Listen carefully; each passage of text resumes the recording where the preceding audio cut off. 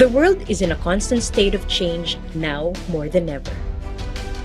It's a world that requires resilience, flexibility, and innovation to overcome challenges and to pursue growth.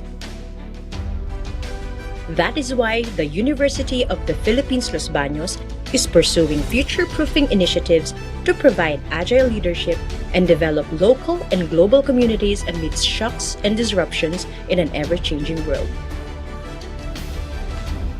Guided by compassion, an openness to working together, and a daring to seek out breakthroughs, UPLB constantly pushes for academic excellence, produces relevant research,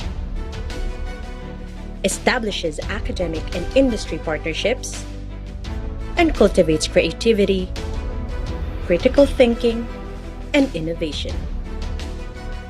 To keep up with the fast-changing world and to strive for inclusivity in development, UPLB seeks to level the playing field and expand avenues for acquiring new knowledge.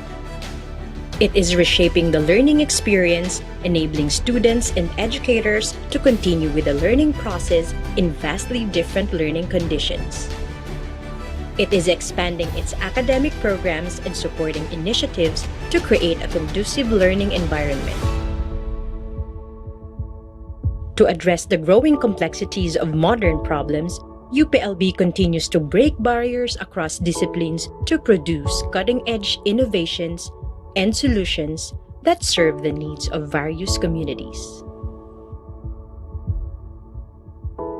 It is taking on challenges in food security and sustainability and coordinating research efforts to direct the university's resources toward critical research areas, making sure that the university-generated knowledge can reach its intended stakeholders and be applied to real-life contexts.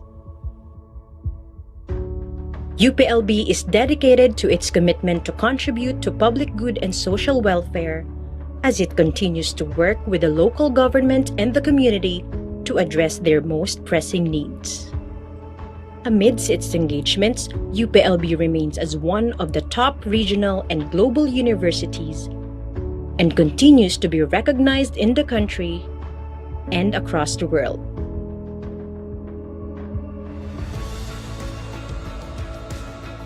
As the national university, UPLB aims to be a steadfast partner in development as a producer of new approaches that minimize the cost and impacts of future shocks, and by honing leaders committed to knowledge creation, innovation, and cutting-edge research and public service. This is UPLB's roadmap to be an impactful institution in a constantly changing landscape. Responsive, innovative, future-proof.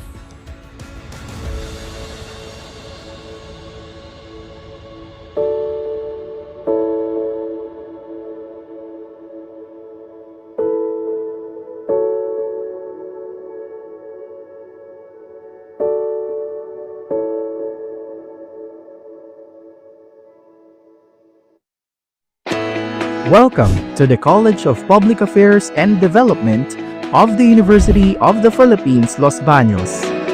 CPAf is home to globally competitive thought leaders where they are honed in the fields of development and governance. We are located right at the foot of our beautiful Mount Makiling. Step into CPAf and experience a vibrant academic environment where ideas turn into action.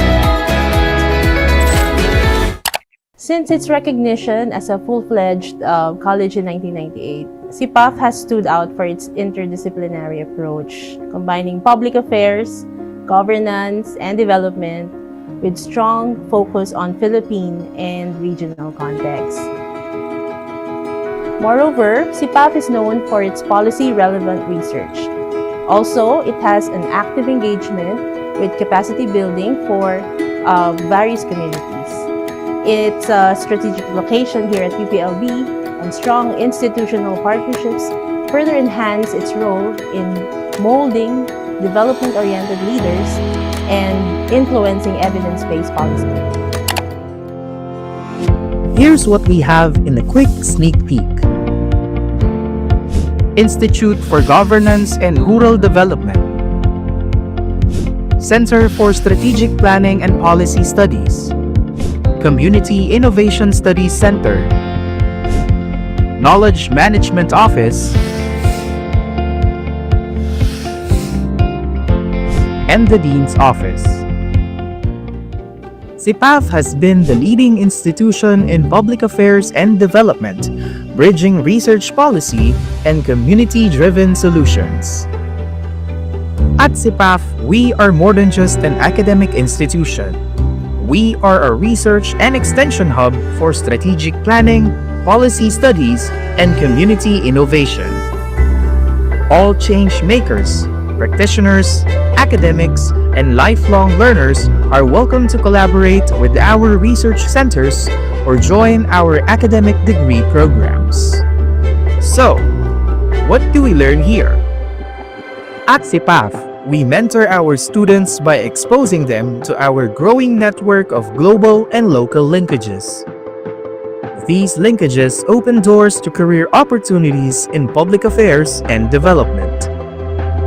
We provide training for our students to be well-rounded policy analysts and advocates, development managers, research and extension personnel, and academic leaders of rural development and governance. CPAf champions public affairs as a transdisciplinary field, so students learn to be inclusive and innovative through the co-creation of knowledge with communities.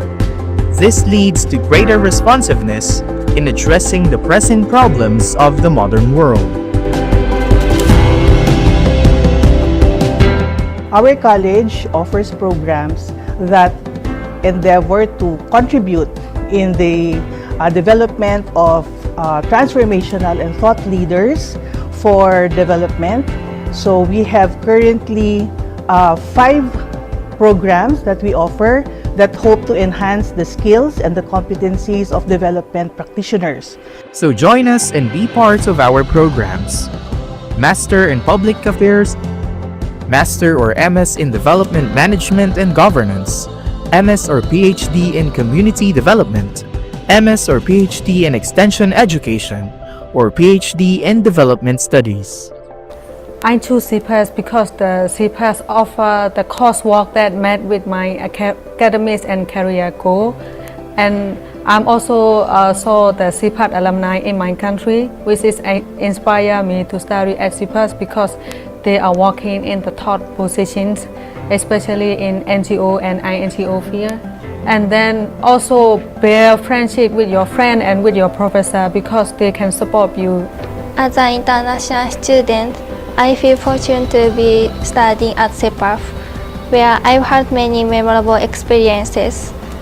The academically and socially enriching environment has made my graduate school journey both enjoyable and fulfilling. The knowledge and the experience that I have gained here will help me to contribute to future sustainable development efforts. So what are you waiting for? Start your journey at UPLB-CPAf and be part of a positive social change.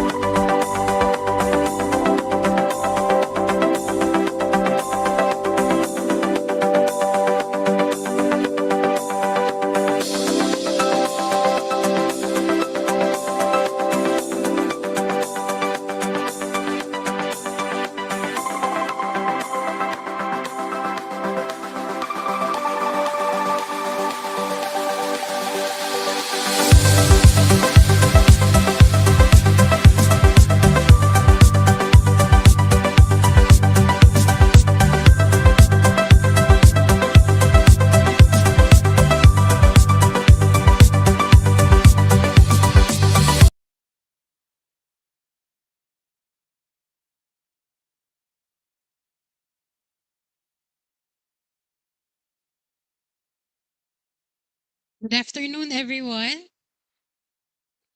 Requesting everyone to settle down. We'll be starting soon.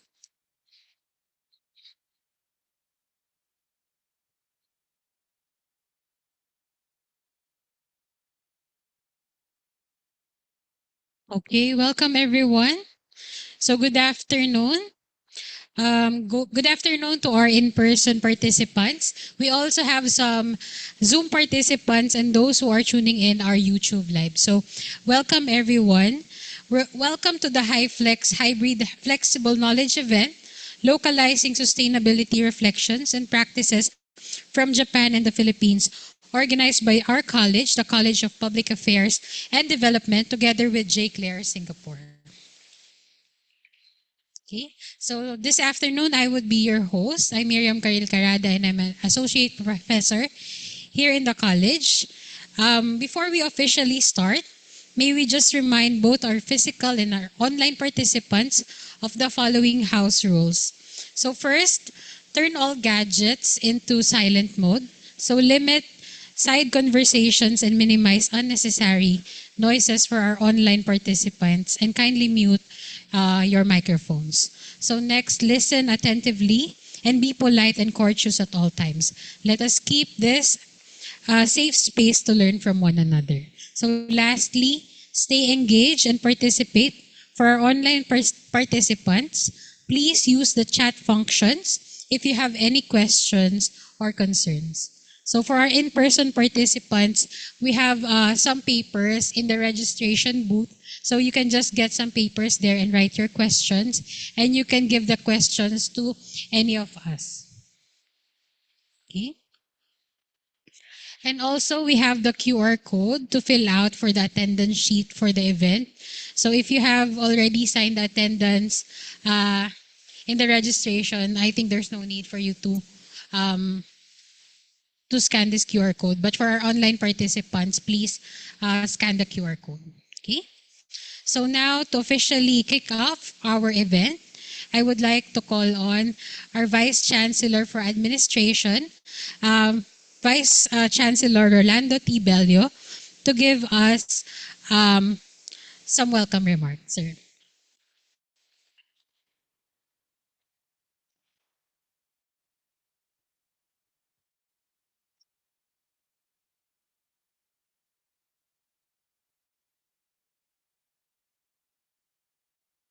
Uh, I'll be delivering the message of the Chancellor. He would like to extend his apologies. He has another equally important meeting this afternoon. Uh, Good afternoon to all. Konnichiwa. Konnichiwa. It's my great honor and pleasure to welcome you to the University of the Philippines, Los Baños, for this important seminar, the third in the series jointly organized by our very own College of Public Affairs and Development in collaboration with the Japan Council of Local Authorities for International Relations, or J.CLAIR Singapore. Allow me to extend my deepest gratitude to our partners from J.CLAIR, to our distinguished guests and resource persons from Japan and the Philippines, and to all our participants who have joined us today, both here and online. Your presence is a testament to our shared commitment to sustainability and knowledge sharing across borders. This seminar's theme, Localizing Sustainability, Reflections and Practices from Japan and the Philippines, is both timely and inspiring. Global challenges such as climate change, urbanization, food security, and social equity that our society face are deep and multifaceted, often with regional and local factors contributing to their complexity. Yet, in the same vein, it is often at the local level where the most impactful and lasting solutions to these challenges come into being. As they say, think global, act local. By learning from Japan's rich experience in local governance and sustainable practices, and by sharing our own Philippine innovations and community-based approaches, we strengthen the pathways towards more resilient and inclusive societies. UPLB believe that universities must serve as hubs for knowledge creation, dialogue, and partnership. Through initiatives like this, we reaffirm our role in advancing the United Nations Sustainable Development Goals, in bridging the gap between research and practice, and in cultivating leaders who are equipped to meet the challenges of our time. We are proud to support programs that foster collaboration among local governments, civil society, and academia. By bringing together diverse voices in this seminar, we broaden our perspectives as well as reaffirm our collective responsibility to make sustainability a live reality for our communities. I encourage everyone here to engage fully in today's discussion, ask questions, share insights, and challenge assumptions. Let us harness this opportunity to learn from one another, to plant the seeds of future collaborations that will benefit both our nations as well as the global community. On behalf of the University of the Philippines, Los Baños, I warmly welcome you all to our campus. May today's seminar inspire us to continue building bridges, knowledge, solidarity, and a shared purpose in the pursuit of a sustainable future. Maraming salamat. Domo arigato gozaimasu. Mabuhay tayong lahat.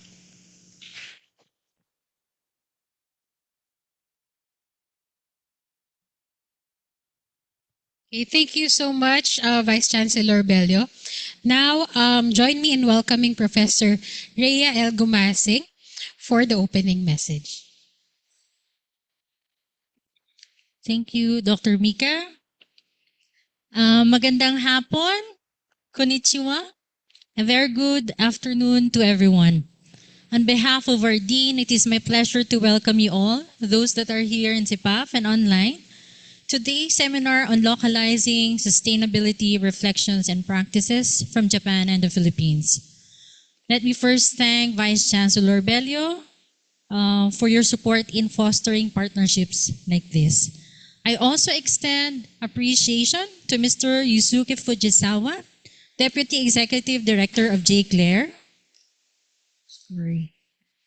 for joining us today. Your presence reflects the spirit of collaboration and friendship that J.CLAIR continues to nurture. Arigato gozaimasu. Now in its third year, our partnership with J.CLAIR has become a valuable space for exchanging knowledge and best practices.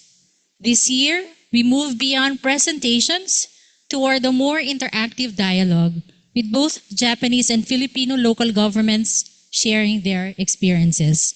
Together, we reflect on what sustainability means in practice and how it is pursued in different governance settings. We warmly welcome our guests from Ichiki Kushiniko City, is that correct? Kita-Kyushu Toyama Prefecture, Kyoto Prefecture, and Aichi Prefecture, as well as our partners from Las Piñas City and Municipality of Nagcarlan, Laguna. Your stories of resilience and innovation are truly inspiring. Honto ni oreshiko omoimasu. This seminar is not only about sharing knowledge, it is about strengthening friendship, mutual respect, and our shared commitment to a sustainable future. Watashi tachi wa kyou no koryo o chudite yuri fukai rikai to kyoryoku o kizoku koto o kitai shitemasu. We hope the Philippine experience we share today will complement the inspiring practices from Japan, planting seeds of collaboration that benefit not only our two countries, but the wider region and the world. Korekara mo yoroshiku onegaishimasu. Once again, welcome, and may today's seminar be fruitful and inspiring for all. Domo arigatou gozaimashita. So thank you, everyone.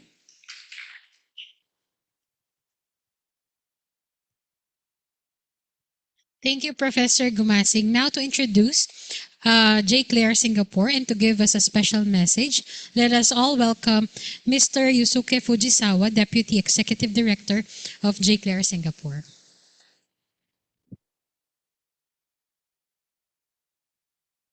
Good afternoon, everyone. Thank you very much for having us here today. My name is Yusuke Fujisawa, and I'm the Deputy Executive Director of J.CLAIR Singapore. First of all, I'd like to express my sincere gratitude to the professors of College of Public Affairs and Development for your kind support and cooperation in making today's session possible. I also want to extend my thanks to everyone joining us today, both on site and online. Seminar began in 2017, following the connection established between Chancellor Camacho and J.CLAIR Singapore. Since then, it has been a valuable opportunity for exchange between the promising students of the Philippines and J.CLAIR Singapore. J.CLAIR is a joint organization of Japanese local government promoting and supporting local internationalization efforts. Today, we have 7 speakers from 7 different Japanese and Filipino local governments who will discuss sustainability across various fields, including solid waste projects, marine debris, work-style reform, and sustainability both in countryside and urban settings. Regarding today's topic of sustainability, one of the most inspirational quotes I can think of comes from a Brazilian author, Paulo Coelho. He said, "The planet is, was, and always will be stronger than us. We can't destroy it. If we overstep the mark, the planet will simply erase us from its surface and carry on existing. Why don't they start talking about not letting the planet destroy us? Because saving the planet gives a sense of power, action, and nobility." My 7-year-old son often tries to save the planet through his homework, and I sometimes find it challenging to explain that the planet is actually stronger than he is. But I also feel at the same time, it is uniquely human to think ahead and take action for the future of the planet. So in this way, I'm quite confident that today's discussion will be very meaningful. Despite the occasional challenges posed by COVID-19 pandemic, we have been able to continue these seminars thanks to the strong relationship we have built. We are truly grateful to the members of the University of the Philippines, and our organization looks forward to continuing this cooperation relationship in the future. Last but not the least, this seminar is an excellent opportunity for both our organizations to foster mutual greater understanding. We are eager to learn about what the people of the Philippines think about Japan and to gain insights into the Philippines through this seminar. We look forward to many exciting exchanges during this seminar. Thank you very much.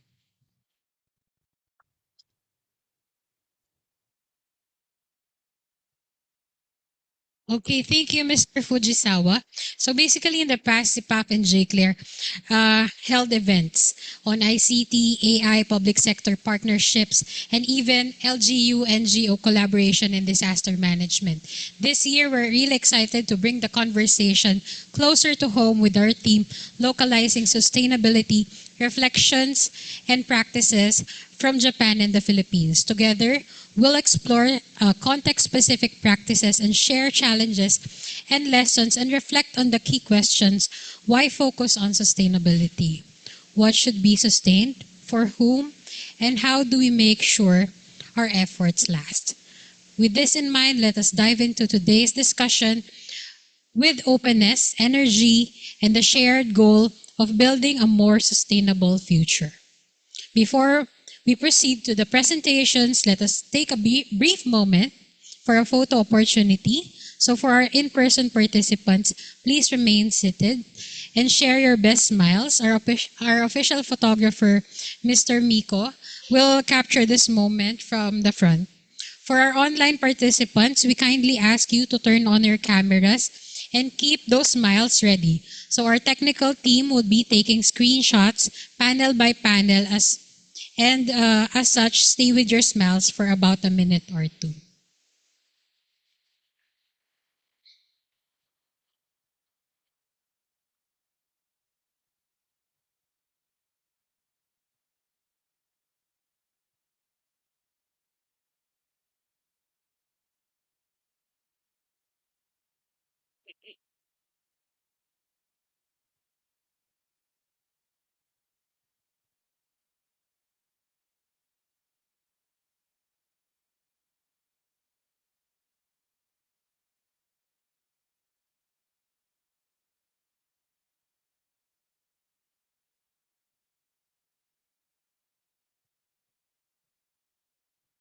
Thank you for our photographers.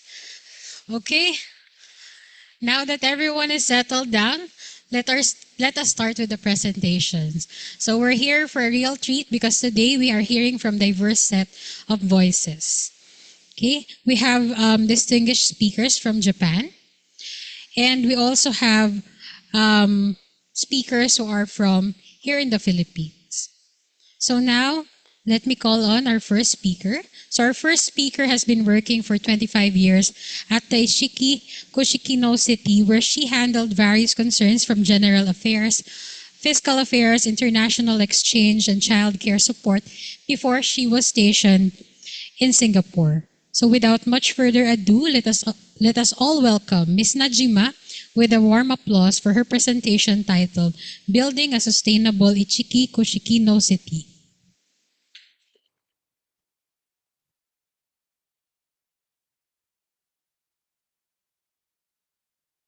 Okay, good afternoon, everyone. I'm Mihoko Najima from J.CLAIR Singapore. Today, I would like to talk about the future of my hometown, Ichiki Kushikino City, very long name, Kagoshima Prefecture. Ichiki Kushikino City in western Kagoshima enjoys a warm climate and beautiful coastal scenery. Thanks to this, the city has long been active in agriculture, forestry, and fisheries. It is nationally famous as the birthplace of Satsuma-age fish cakes. Over the years, Ichiki Kushikino has grown as a food town with industries like distant water tuna fishing, local spirit called shochu production, and a wide variety of citrus fruits. And agriculture still plays an important role, and the city is now introducing smart farming technologies. Altogether, industries make Ichiki Kushikino a place where tradition meets innovation.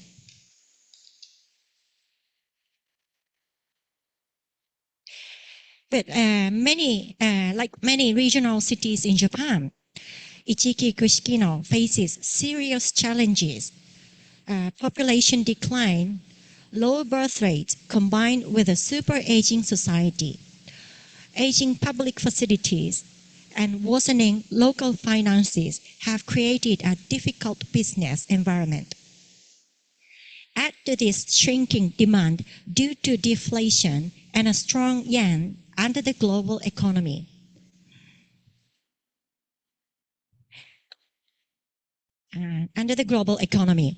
And rising costs of raw materials, it has weakened local companies and reduced the vitality of the entire community. In 2008, soaring prices for oil and metals, along with deflation and a strong yen, led to the closure of 3 major nearby electronics factories, resulting in the loss of around 1,500 jobs. As a result, local government, businesses, and residents alike felt a strong sense of crisis, realizing that without proactive measures, the city could face a continuous decline. So building on this initiative, the city, home to about 30,000 residents, and its local industries decided to pursue a qualitative transformation toward a sustainable regional city.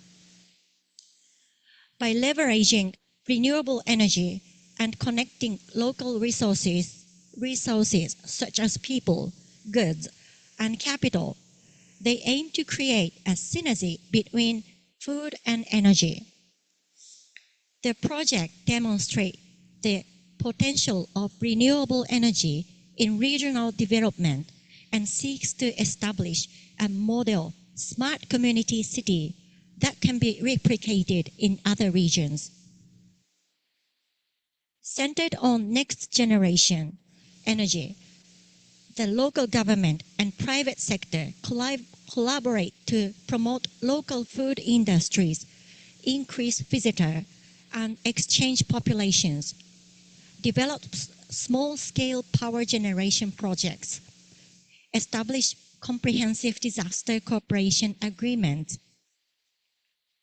Through these efforts, they are tackling regional challenges while transforming Ichiki Kushikino into a sustainable, future-oriented city, a true example of environmental innovation in community development. Concretely, the city, local businesses, and regional financial institutions jointly established a community-based power company. So electricity generated from solar panels installed on the roofs of local food processing factories is sold, contributing to local energy consumption and creating jobs in the region. In addition, the city has implemented programs such as joint residential solar panel purchases and biogases generation from food waste oil. Through these initiatives, Ichiki Kushikino is leading the way toward a safe, secure, and sustainable society for the entire community. Building on this momentum, the city is now exploring offshore wind power as a key part of its renewable energy strategy.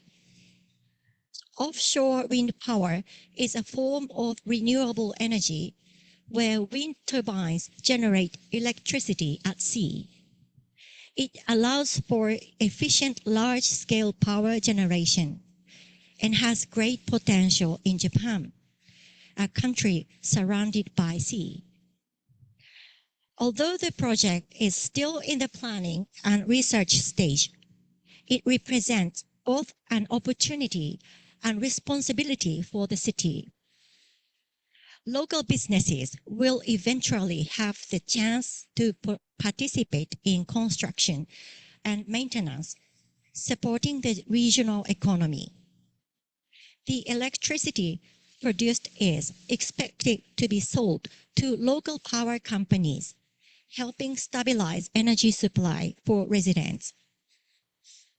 Beyond clean energy, this large-scale project could also attract visitors and stimulate tourism.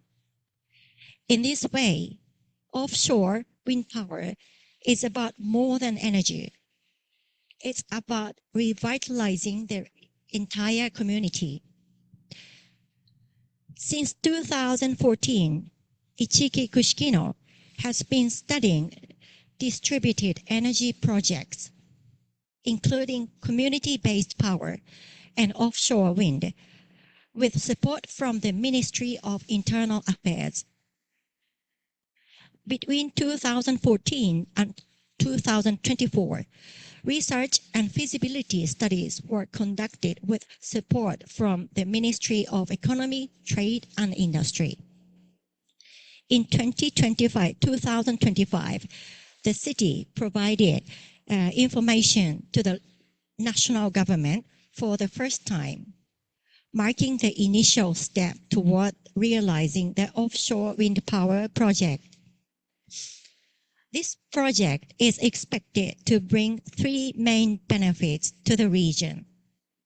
So economic impact from constructing power generation facilities, economic impact from maintenance and ongoing operations, economic impact as a scenic resource that can attract tourism.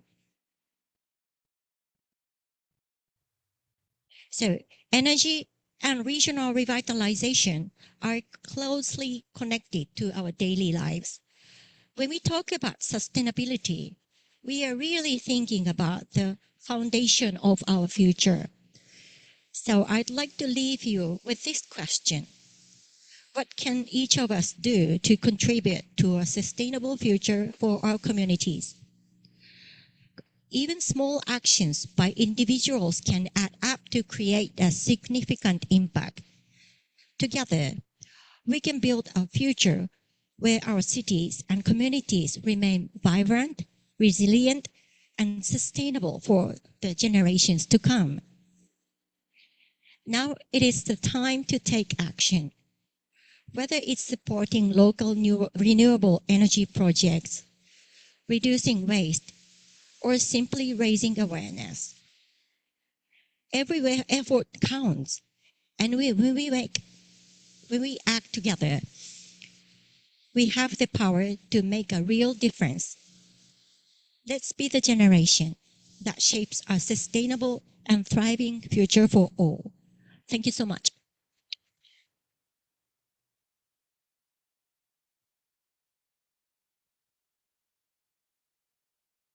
Thank you, Miss Najima. Okay, now, let's again give her a warm applause. Okay. We have a little bit of changes in the program in terms of the speaker. So next, we will have Honorable Jess Bustamante, Councilor of Las Piñas. So Councilor Bustamante obtained his master's degree in Masters in Development Management here in CPAf. So he's one of our alumni. So he has worked in the transportation sector as a corporate planning and project management officer, a planning specialist, and as a business development specialist. Afterwards, he pursued his political career in Las Piñas City, and he is currently in his second term. So let us again welcome Councilor Bustamante to discuss the Las Piñas River Rehabilitation Program. So again, let's give him a warm round of applause.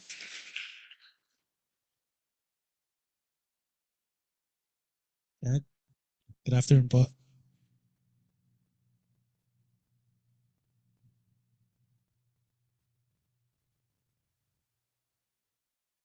Okay, thank you.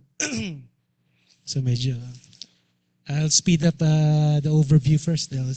I have, I think, 40 slides. I think I went overboard. So for those who haven't been to Las Piñas was the first settlements in the outskirts of Manila. It was during the Spain's 400-year rule, and it was developed by Father J.CLAIR. It was part of the Parañaque municipality before, with about 1,200 inhabitants. That was later known to be Las Piñas. The town was established in the 19th century, building the Las Piñas Church and its famous bamboo organ, a unique instrument crafted from bamboo pipes, which was completed in 1824. So if our guests from Japan haven't seen the bamboo organ, try going to Las Piñas.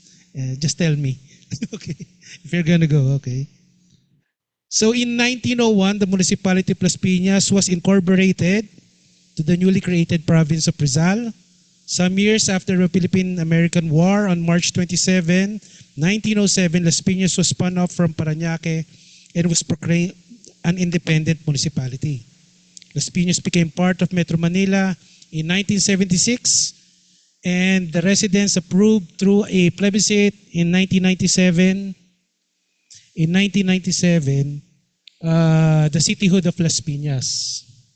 Yeah, okay.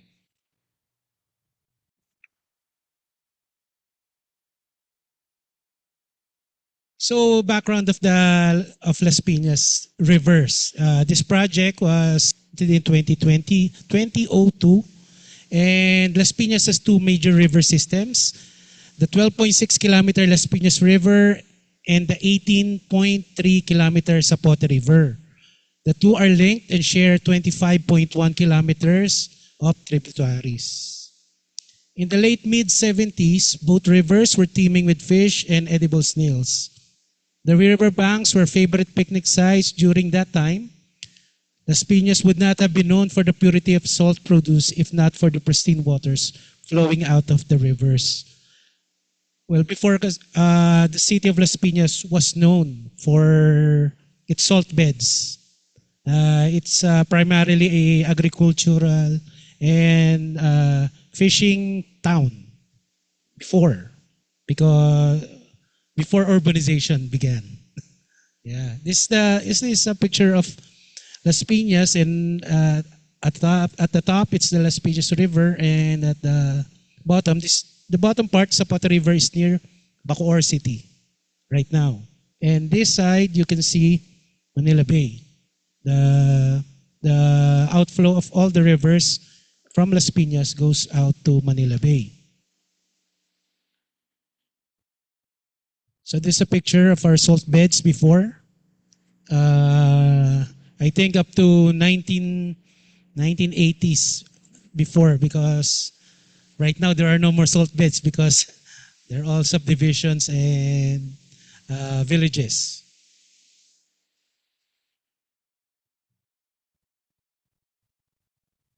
So as Metro Manila began to evolve into a mega city during the 80s and the 90s, industrial areas began to be pushed back to the outer rims of the metro. So because of rapid development of Manila, all the industrial plants was pushed back for commercial establishments within Metro Manila, in the middle of Metro Manila. So industrial mga industrial plants and others were continuously pushed back.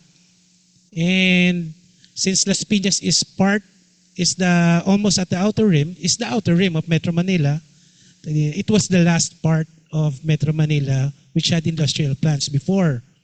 Then urbanization still continued, then the industrial plants went to Cavite, and Las Piñas became a bedroom city for all the employees who are working in Metro Manila.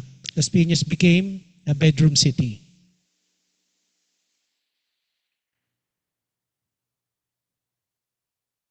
Now, since Las Piñas was once rice fields and salt beds, it was ill-equipped to handle sudden surge of new housing projects that started from the need of new residents working in offices in Metro Manila looking for affordable housing.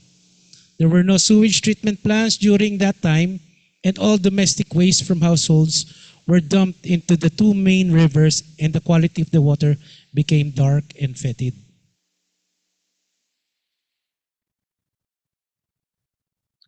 The rivers also became heavily silted due to the continuous flow from connected estuaries from neighboring areas such as Bacoor, Muntinlupa, and Parañaque. The rivers became heavily polluted due to waste dumped into the rivers, both organic, for example, kitchen scraps, pet manure, plant cuttings, etc., and inorganic, plastic, used oil, old furniture, etc. Bacterial growth bloomed because of the decomposing organic materials, which drastically diminished the oxygen levels of the water system, which made the rivers inhospitable to marine life.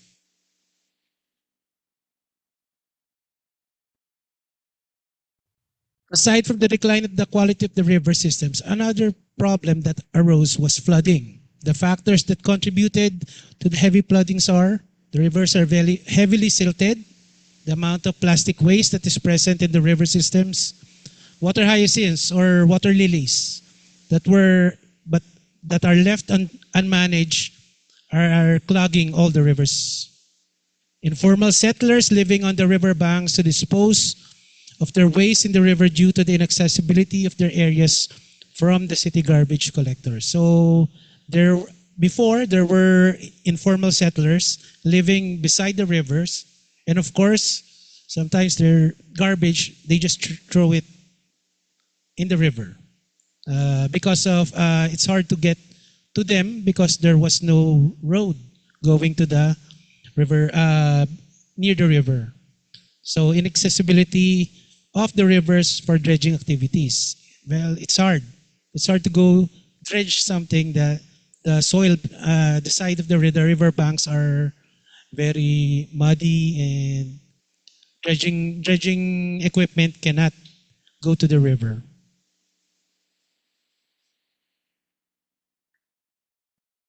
Now, the Las Piñas Zapote River System Rehabilitation Program, also known as the Sagip Ilog Project, is a comprehensive initiative launched on December 13, 2002 by then Congresswoman Cynthia Villar to address pollution and flooding in the Las Piñas and Zapote rivers. This entails a comprehensive plan that would revive ecological balance of the rivers, provide a solution to soil erosion on the banks of the river, to address silting of the riverbeds, remove waste materials that hinder the flow of the rivers, and educate residents of the importance of reviving the rivers. So from 2002 to 2005, 9,070 residents from various communities along the river systems from Las Piñas City, Parañaque City, and Bacoor, Cavite were trained in ecological, solid waste, and river management. Some of them were designated River Watch volunteers, grouped into 98 teams with 3,576 members.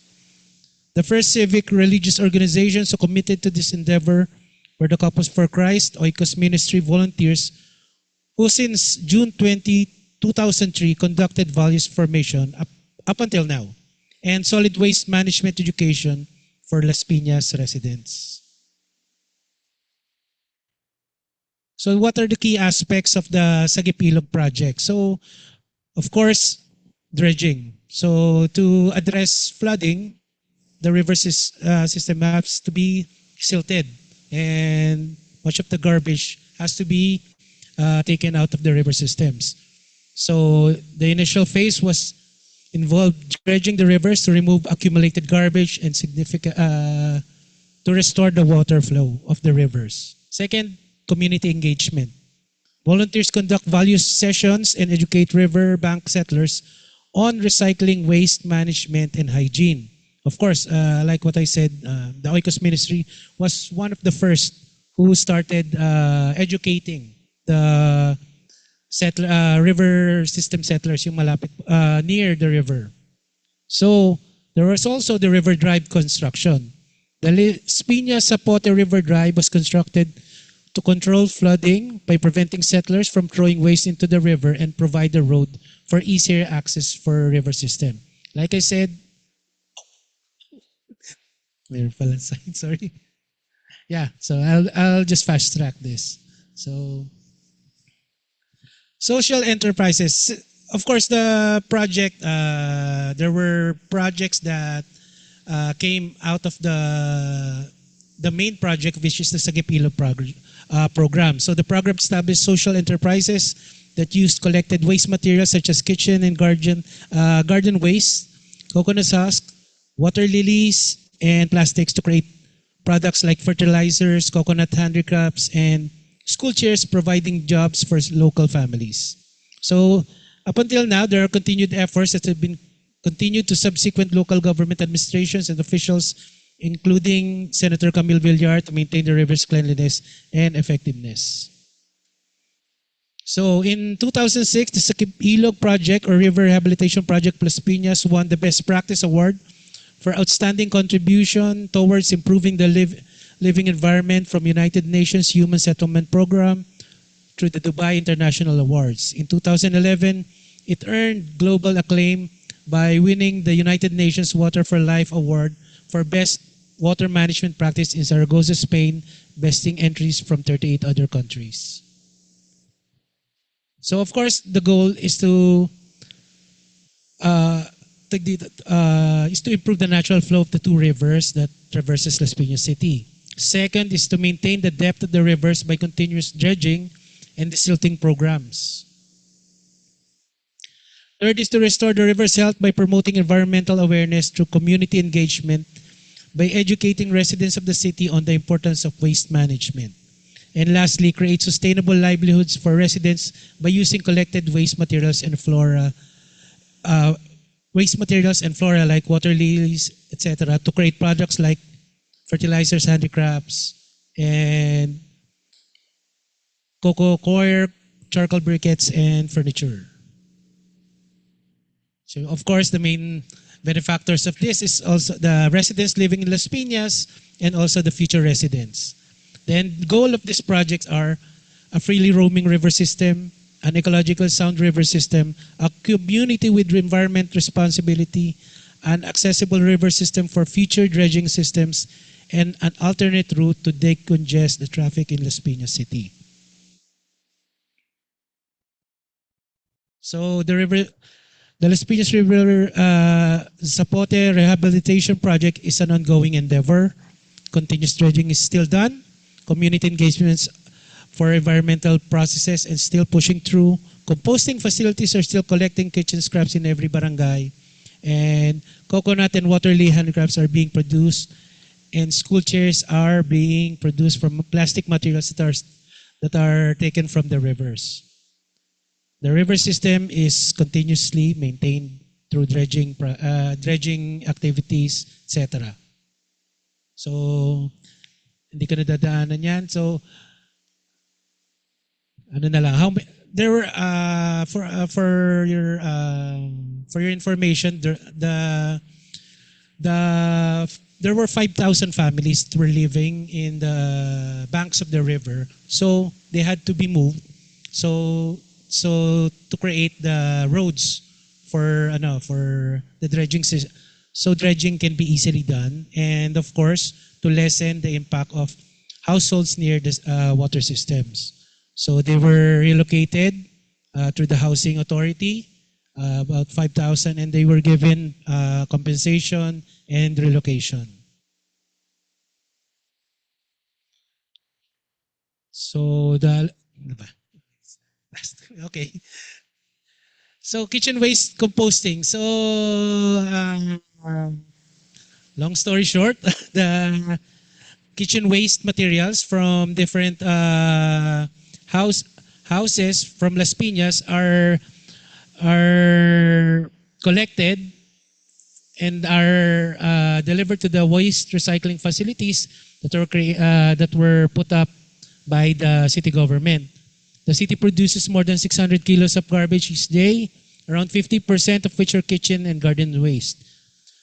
Las Piñas acquired rotary composters that can process wet garbage of about 1,000 families or households for one composter. In 2006, there were 37 composters in the city. To date, there are 73 working composters serving 73,000 households. Each composter can process the kitchen waste of 1,000 households, and each composter can produce 1 ton of organic fertilizer a month. In 2002, the Kitchen Waste Project won the Best Environmental Project at the Energy Global Award in Austria. So this example of how much fertilizer is created because of the kitchen waste composting program. So this is a picture, sample of the composter and how kitchen waste is being taken from households. And sample of how they create the compost. Okay. Now one minute. So water lilies, dito pollutants in water system because it absorbs a lot of phosphorus and nitrogen in polluted bodies of water. Becomes breeding grounds of mosquitoes, is still stagnant in highly polluted waters. So the dried fibers are used as materials for making baskets, mats, hampers, and similar containers from nuisance that were once the hyacinths have become a source of livelihood. The dried hyacinth fibers are used as raw materials to make handicrafts which are sold in Las Piñas Arts and Crafts Center in a barangay in Las Piñas. So this example of the products from dried water lilies. Okay, then. And of course, we have our annual Water Lily Festival, which our dresses are made from water lilies and are modeled by like a beauty pageant, but using water lilies as their gowns. So of course, an example. How many minutes? Okay, this is the waste coconut husk. So before, there are lots of coconut vendors in Las Piñas, and they just throw it in the river. So we created a program to make use of these fibers and create different products from the scrap coconut shells. Yeah, it can be created as for different projects like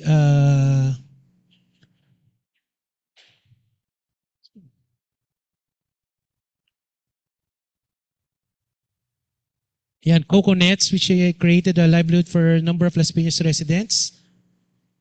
I'll just show you the example of the coconut product. So this is the coconut waste. Then we create fibers from this, and this is one of the products.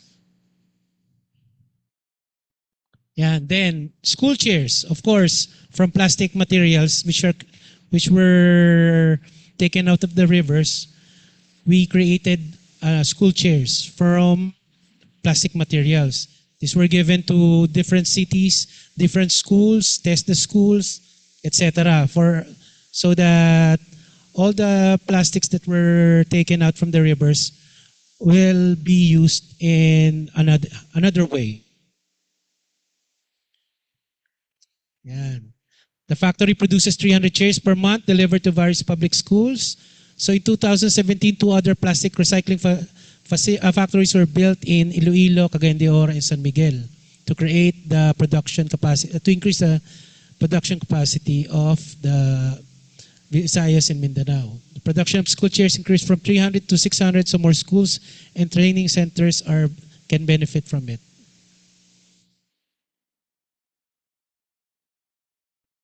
So, yeah, this is example of how we create the chairs. This is the equipment we use.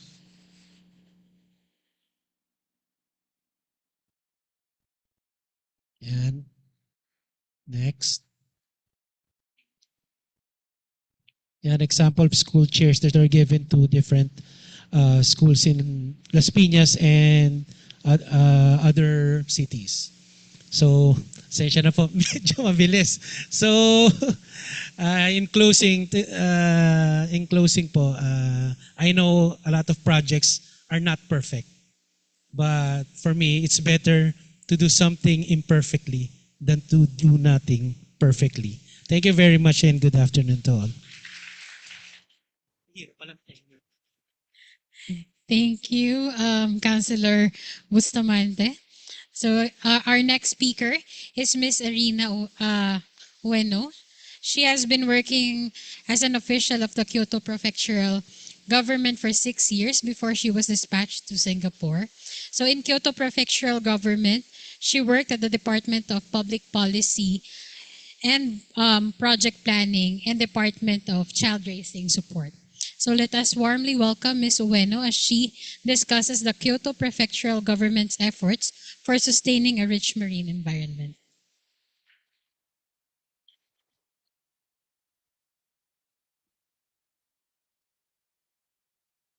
Magandang hapon.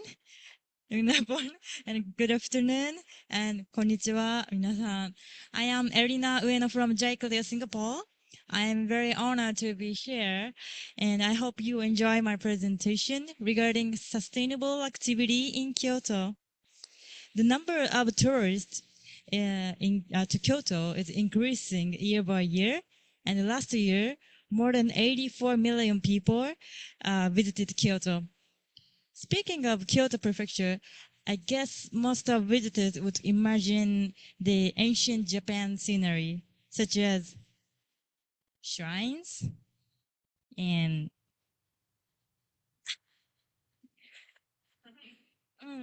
temples like this.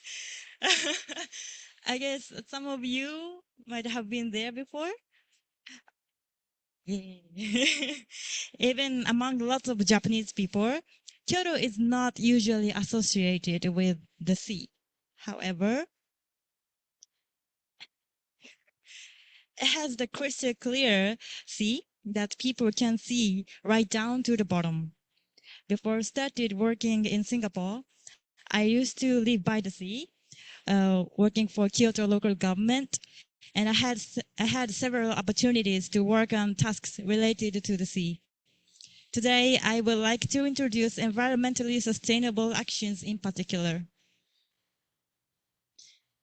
Northern Kyoto is facing to the inland sea, and it is divided by a sandbar called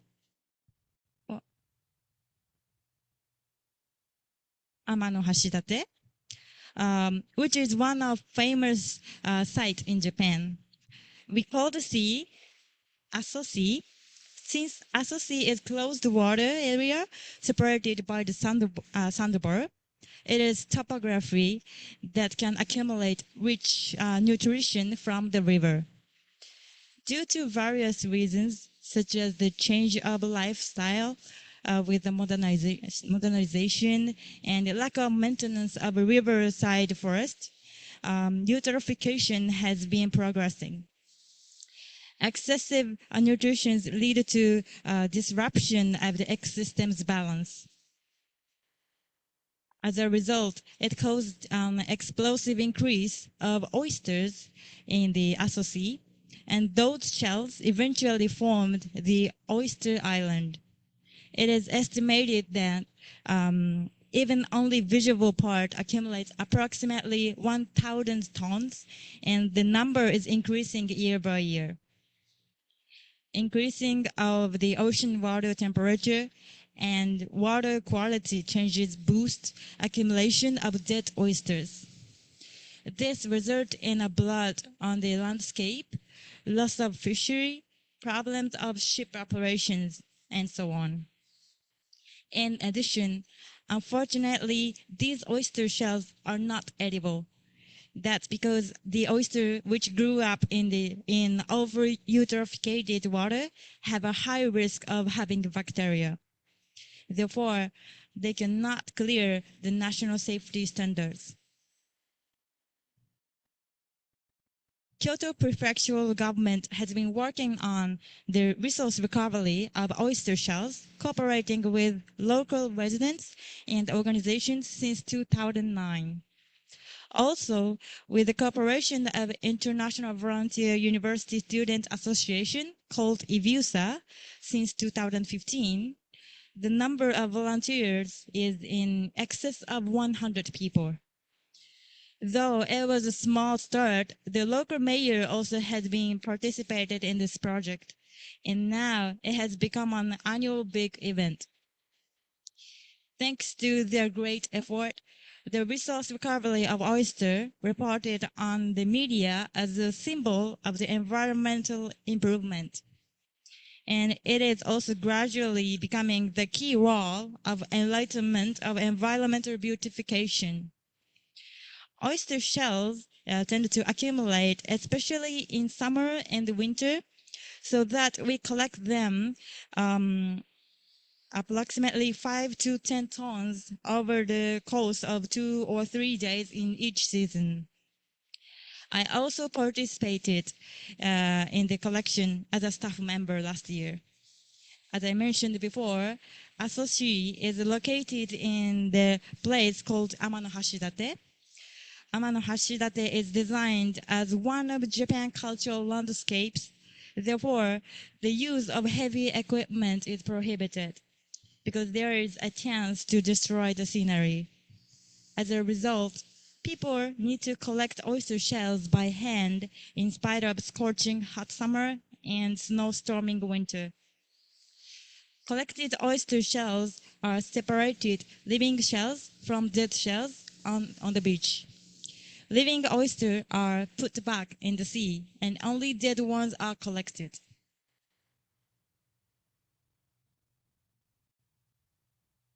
A large amount of collected oyster shells is nutritious, such as calcium and minerals. Thus, Kyoto Prefectural government has been committed to compost oyster shells sustainably with the local farms and wineries. Oyster shells nutrition can be a soil conditioner and make the soil well drained. Those shells are so crumbly that they can be spread on the soil without a crushing process. Luckily, the northern part of Kyoto facing the sea is not city area, but rural area, so that it is easy access to transport shells from the sea to the local farms and wineries. On the other hand, it costs a huge amount of money and new specific facility in the case of disposal as trash. In conclusion, recycling oyster shells results in not only significant cost reduction, but also regional revitalization. As a recent accomplishment, local fishermen have started to challenge raising clams in the clean places where used to accumulated oyster shells. It is impossible to get rid of all the oyster shells immediately. However, it is important for future generation and beautiful sea to continue to make efforts. This is the end of my presentation. Thank you very much for listening. Salamat po. ありがとうございました。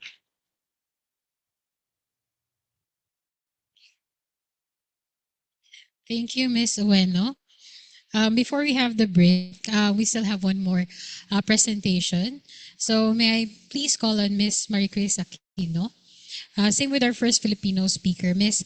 Aquino is also a graduate of CPAf with a degree on Masters in Development Management and Governance. She's a licensed agriculturist and environmental planner with 9 years of experience in local governance. She is currently serving as planning officer at the municipal government of Nagcarlan, Laguna, and leverages her expertise in agriculture, planning, and governance to integrate sustainability into the town development plan. So let us welcome Ms. Aquino as she discussed transforming lives, Nagcarlan, Laguna's innovative programs on social sustainability. A round of applause, please.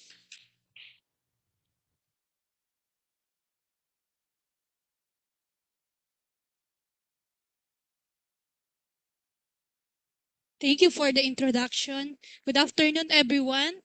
The title of my presentation is Transforming Lives, Nagcarlan Laguna's Innovative Programs on Social Sustainability.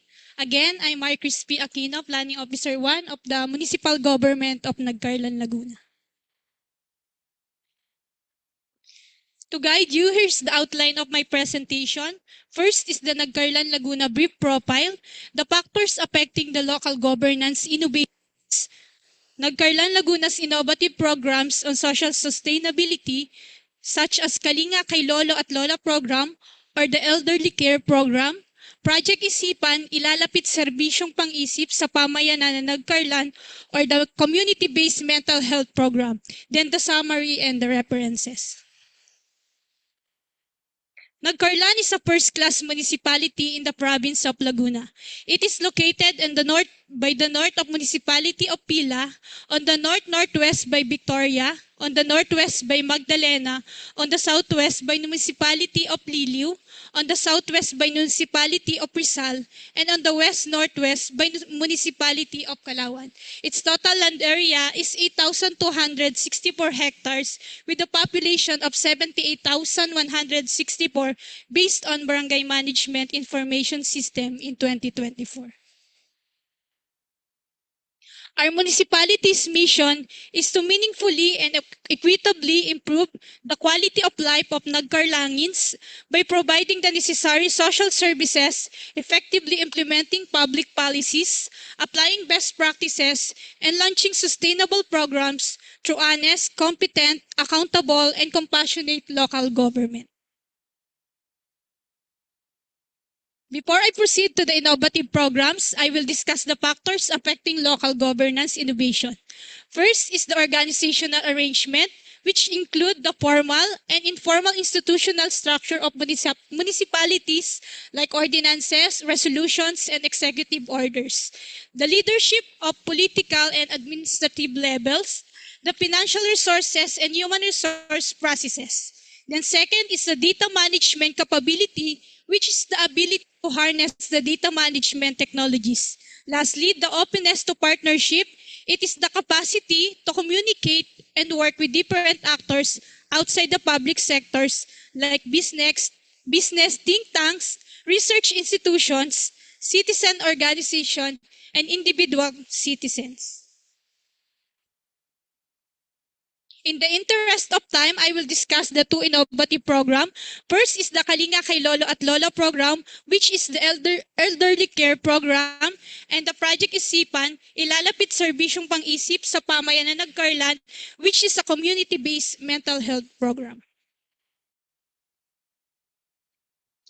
Kalinga Kay Lolo at Lola program is a social service for the accessibility of senior citizens to healthcare and financial assistance, which promotes the overall well-being, energizes life enjoyment, and empowers them to the essence of community participation.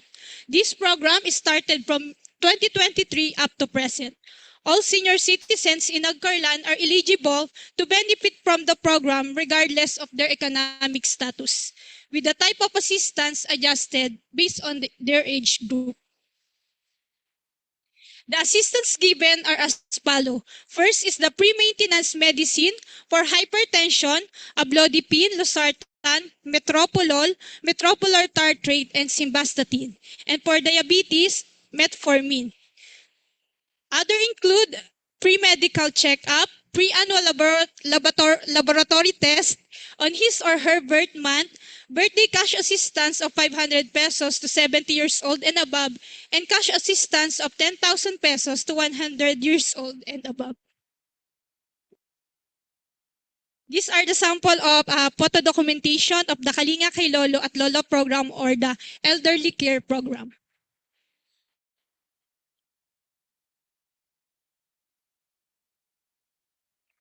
For the accomplishment of this program, in 2023, there are 2,900. In 2024, there are 2,903 senior citizens benefited for the birthday cash gifts worth 1,605,500. And based from the 2024 Municipal Health Office report, there are 3,600 senior citizens availed free medicines and 2,500 senior citizens that availed free laboratory tests. Also, we have other services given to senior citizens. Like in part of the development, the Office of the Senior Citizen Affairs engaged in the formulation of the different plans, like in the formulation of Executive Legislative Agenda 2026 to 2028. And in part of the participation, they attended the regular flag ceremony every Monday. And also they celebrate Elderly Week. And they also participated in our annual festival like a senior citizen daytime dance. What are the factors affecting these innovative programs? First, in the part of organizational arrangement, this program is a priority of our administration. Also, it was institutionalized through Sangguniang Bayan Ordinance number 2023-218 entitled An Ordinance Providing Assistance to Senior Citizens of Nagcarlan, Laguna on April 3, 2023. Also, it was implemented by the Municipal Social Welfare and Development Office with the coordination of the Municipal Health Office.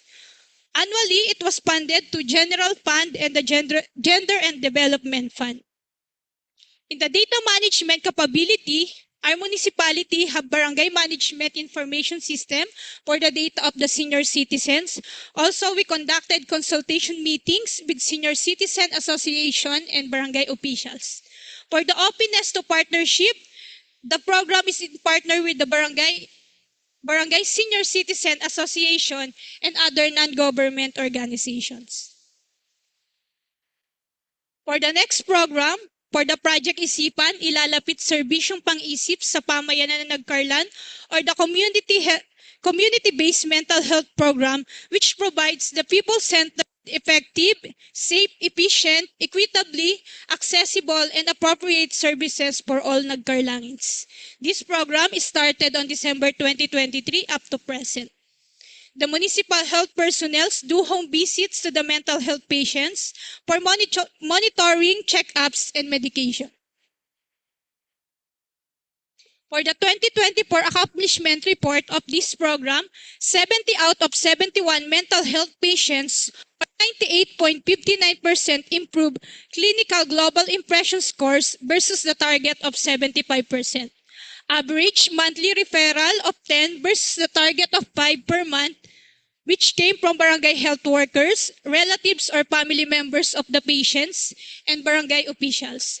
Out of 52 barangays, the Continuous Quality Improvement Team is currently providing mental health services to 24 barangays versus the target of 25%. 71 or 100% of patients were diagnosed based from Diagnostic and Statistical Manual of Mental Disorders 5th edition. Also, for the accomplishment, there is reintegration of our mental health patients to the community. These are the some instances that we assured that the patients improve were as follow. First, one of our elderly patients is telling now to her daughter that she still doesn't have senior citizens ID, yet was able to participate in their barangay's Nutrition Month celebration. One of our patients who was handcuffed before have his monthly injection in a rural health unit, and he can go there alone. Then one of our patients who was locked before because of her aggressiveness and threat to others has now improved and was already released from her cage. These are the sample of the photo documentation of the program, the home visits for monitoring and check-ups done by our municipal health office staffs, and the home visits medications. What are the factors affecting these innovative programs? First is the organizational arrangement. This program is institutionalized by Municipal Executive Order number 50, series of 2023, which an executive order creating the Continuous Quality Improvement Team to ensure implementation of community-based mental health services and to increase access to said services in the municipality of Nagcarlan, signed on December 29, 2023. In 2023, the medicines used in this program is from Department of Health. In 2024, it was appropriated in our general fund of the Municipal Health Office, and in 2025, it was allocated from the Gender and Development Fund. The personnel for this program will come from Department of Health, Human Resources for Health, Deployment Program, and Municipal Health Office. For the data management capability, we conducted consultations meeting from local health board, municipal health office personnel, and family relatives of the patient, and we have local data management using the Department of Health forms. In the openness to partnership, we have partnership in the families and relatives of the patient, PWD organizations, and private individuals. In summary, the municipal government of Nagcarlan is implementing innovative programs to promote social sustainability and achieve sustainable development goals. Initiatives like Kalinga Kay Lolo at Lolo program, which is the elderly care program, and the Project Isipan, which is community-based mental health program, demonstrate the government's commitment to good health and well-being and reduce inequality. We have other programs such as Legislative Information Management and Tracking System, Sangguniang Bayan of Nagcarlan live streaming, J.CLAIR Caravan, Serbisyong Gobyerno ilalapit sa tao, Kasimbayanan, Kapulisan, Simbahan at Pamayanan program, which enhance transparency, citizen engagement, and community services. By leveraging organizational arrangement, data management capability, and openness to partnership, the government is building a more inclusive and equitable society, uplifting vulnerable population, and promoting sustainable future for all its citizens. These are my references. Thank you for listening, and again, good afternoon, everyone.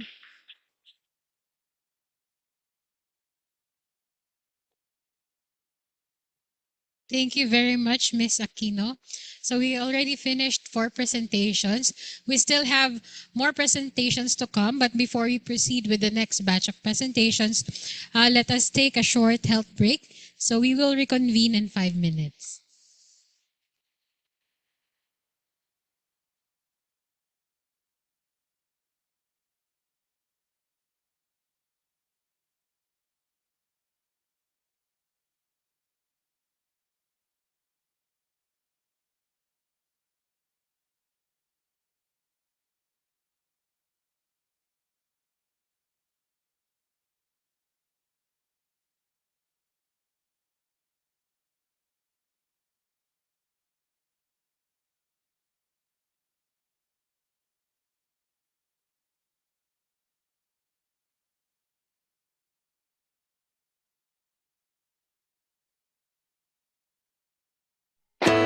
Welcome to the College of Public Affairs and Development of the University of the Philippines, Los Baños. CPAf is home to globally competitive thought leaders where they are honed in the fields of development and governance. We are located right at the foot of our beautiful Mount Makiling. Step into CPAf and experience a vibrant academic environment where ideas turn into action. Since its recognition as a full-fledged college in 1998, CPAf has stood out for its interdisciplinary approach, combining public affairs, governance, and development with strong focus on Philippine and regional contexts. Moreover, CPAf is known for its policy-relevant research. Also, it has an active engagement with capacity building for various communities. Its strategic location here at UPLB and strong institutional partnerships further enhance its role in molding development-oriented leaders and influencing evidence-based policy. Here's what we have in a quick sneak peek. Institute for Governance and Rural Development, Center for Strategic Planning and Policy Studies, Community Innovation Studies Center, Knowledge Management Office, and the Dean's Office. CPAf has been the leading institution in public affairs and development, bridging research policy and community-driven solutions. At CPAf, we are more than just an academic institution. We are a research and extension hub for strategic planning, policy studies, and community innovation. All change makers, practitioners, academics, and lifelong learners are welcome to collaborate with our research centers or join our academic degree programs. So, what do we learn here? At CPAf, we mentor our students by exposing them to our growing network of global and local linkages. These linkages open doors to career opportunities in public affairs and development. We provide training for our students to be well-rounded policy analysts and advocates, development managers, research and extension personnel, and academic leaders of rural development and governance.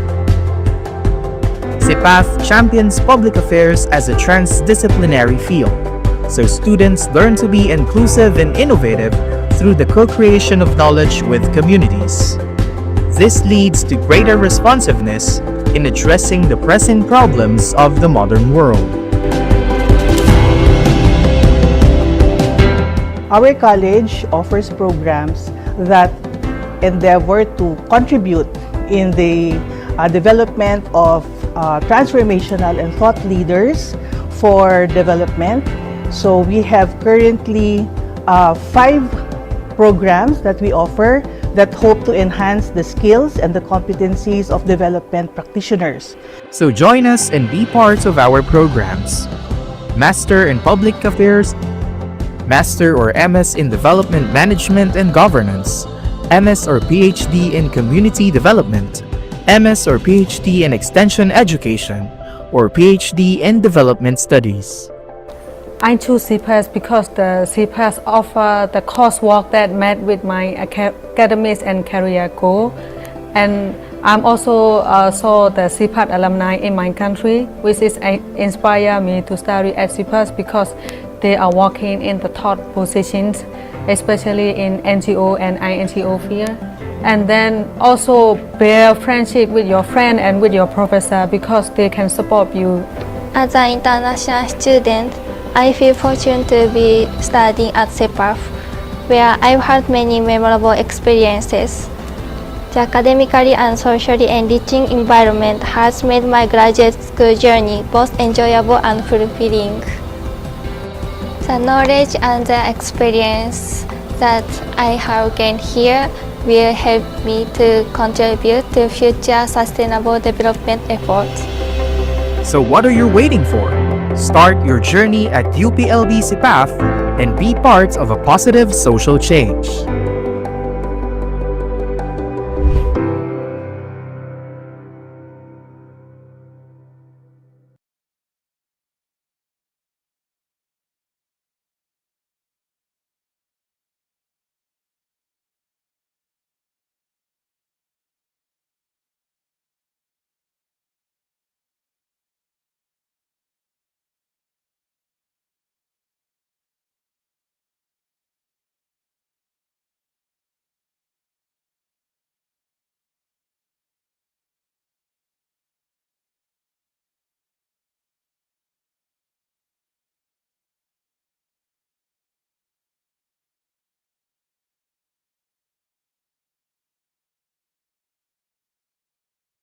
Okay, please settle down.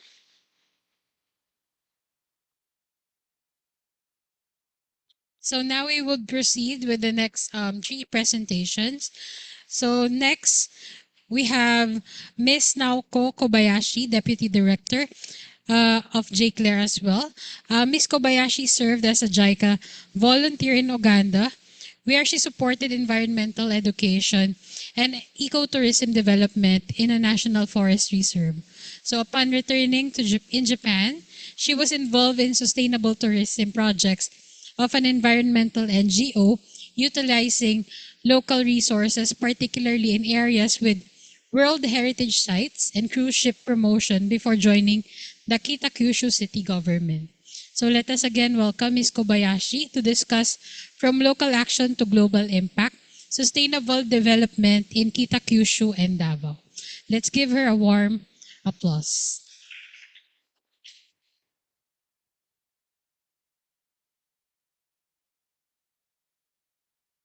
Kumustapo? It's okay. Okay. Hello, everyone. My name is Naoko Kobayashi. My approach is for being great today. I woke up this morning with rashes all over my body and had to visit an emergency clinic in Manila. I'm not exactly sure what caused it, but I suspect it was San Miguel beer from last night. Yeah, because it was just too good. My body couldn't handle the joy. I think it's very good memory. Okay, let me start. Today, I'd like to begin with the story of one Japanese city. Please look at this picture. This was the sky and the sea in 1960s. Thick smoke covered the sky. Children suffered from asthma. Even playing outside was dangerous. And in the sea, not a single fish could survive. Oxygen was almost zero. Even bacteria couldn't live there. People called it the Sea of Death.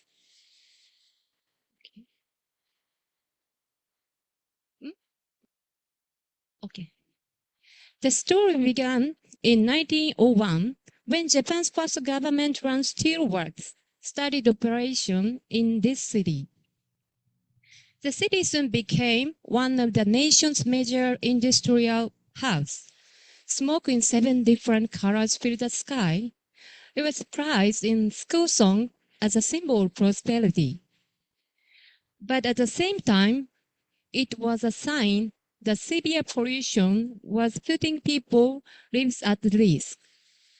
In Minamata City, there was life in the sea, and that life carried pollution to humans. But there wasn't even life left in the sea. So, who raised their voices first?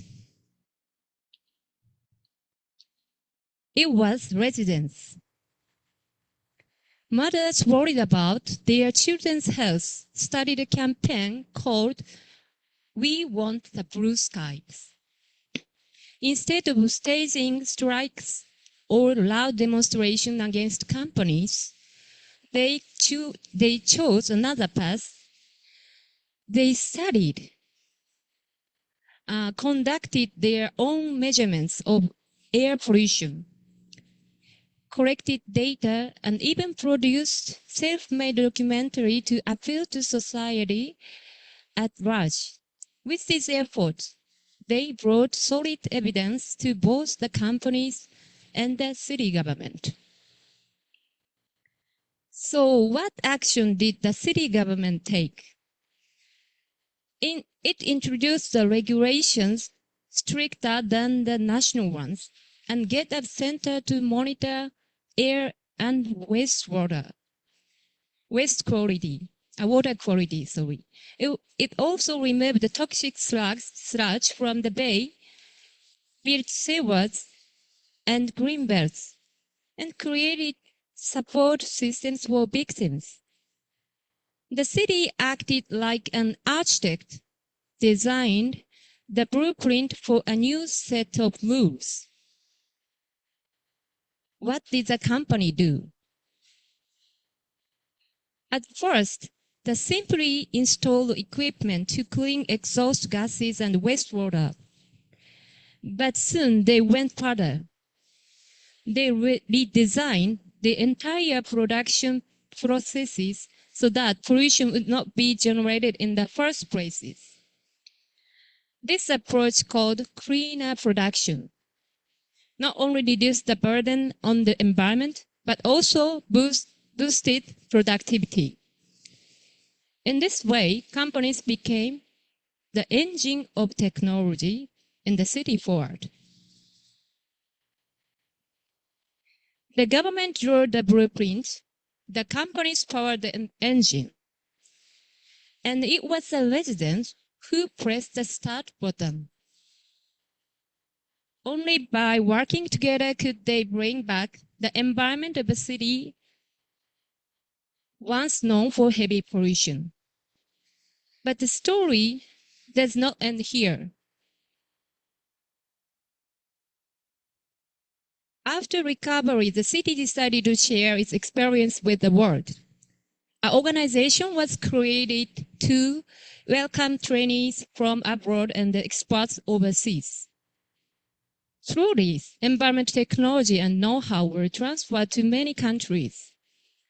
Later, the city was recognized by OECD as a green growth model city, one of only 4 cities in the entire world to receive this honor, an international model for sustainable urban development.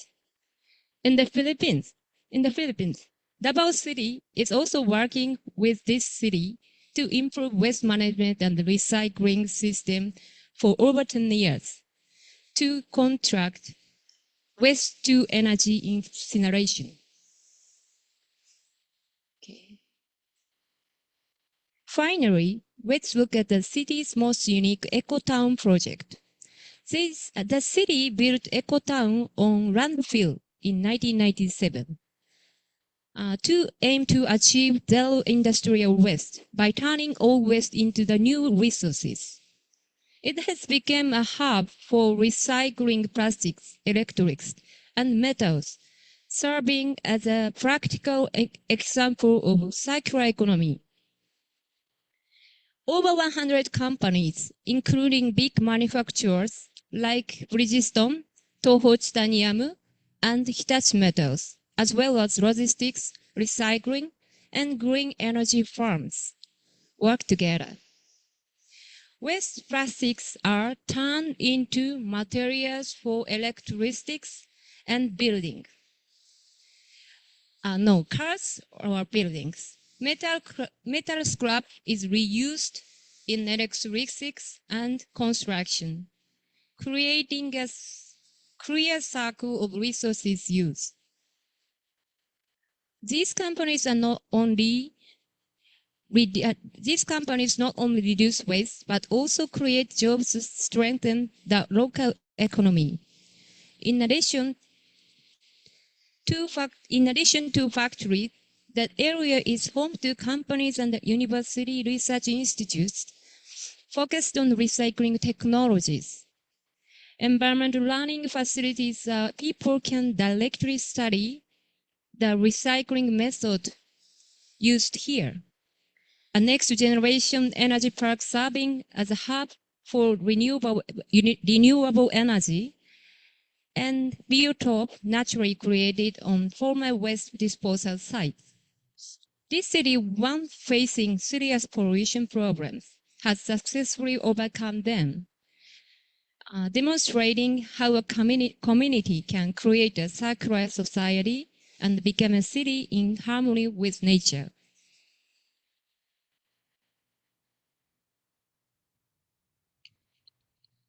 New technologies bring new possibilities, but they also new waste and new risks, right? The lesson of this city is universal. Small steps, even if they seem insignificant, can become a powerful force in solving great challenges. Think globally, act locally.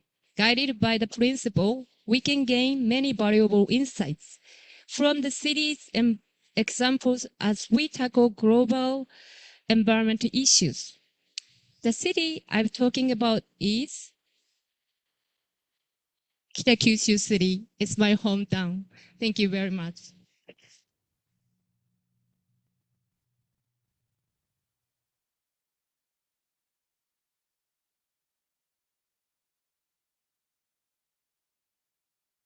Okay, thank you, Ms. Kobayashi. Our next speaker is Mr. Kakeru Nagata. So Mr. Nagata has worked as an official of the Toyama Prefecture government for 5 years before being dispatched to Singapore. At the Toyama Prefectural government, he worked in the Construction Technology Planning Division and Administration Division of the Toyama Prefectural Central Hospital.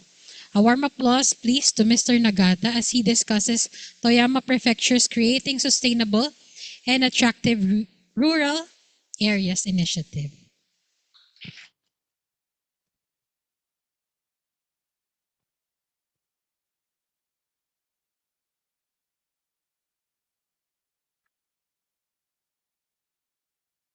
Good afternoon, everyone. My name is Nagata from J.CLAIR Singapore. I work for Toyama Prefectural Government. Do you know Toyama? Toyama is located the center of Japan. And look at the picture, surrounded by high mountains and the sea, and known for its abundant nature. However, Toyama is facing a challenge: population decline. Today, I would like to share Toyama Prefecture's project, creating sustainable and attractive rural areas as one way to support sustainability. First question, what do you think about is the solution to population decline? Raising birth rate, bringing in more migrants. We, in Toyama, we focus on the growing the related population. People who are not residents but stay involved with Toyama over time.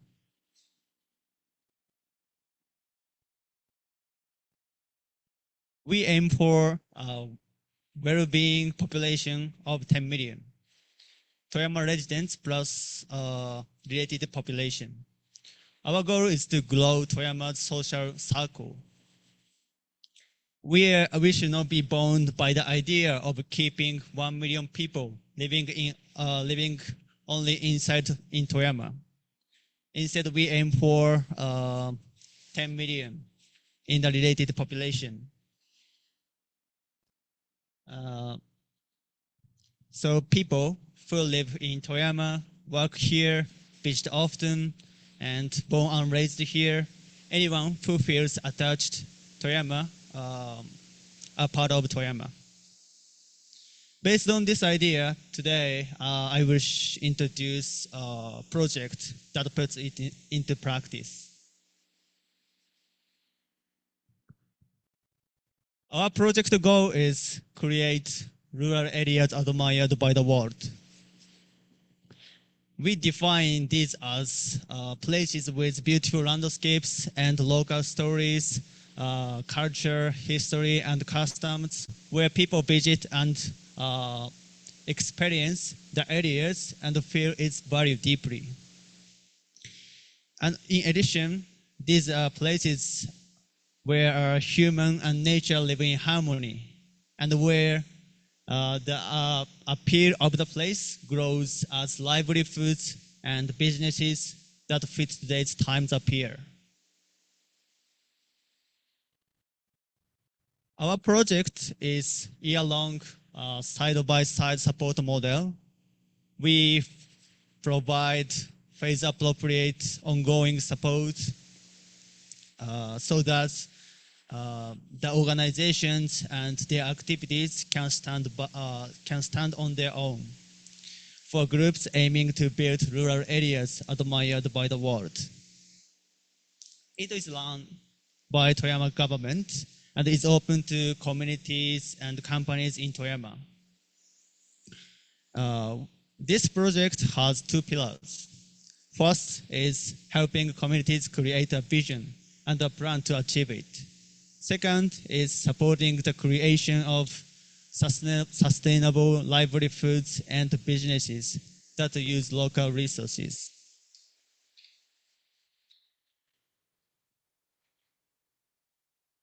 We offer two courses. First one is vision making support course. We work side by side to create a vision and action plan and help move it toward concrete action. And second one is trial support course. We support trial that use local resources and aiming to build sustainable rural areas. The specific support items are shown on the slide.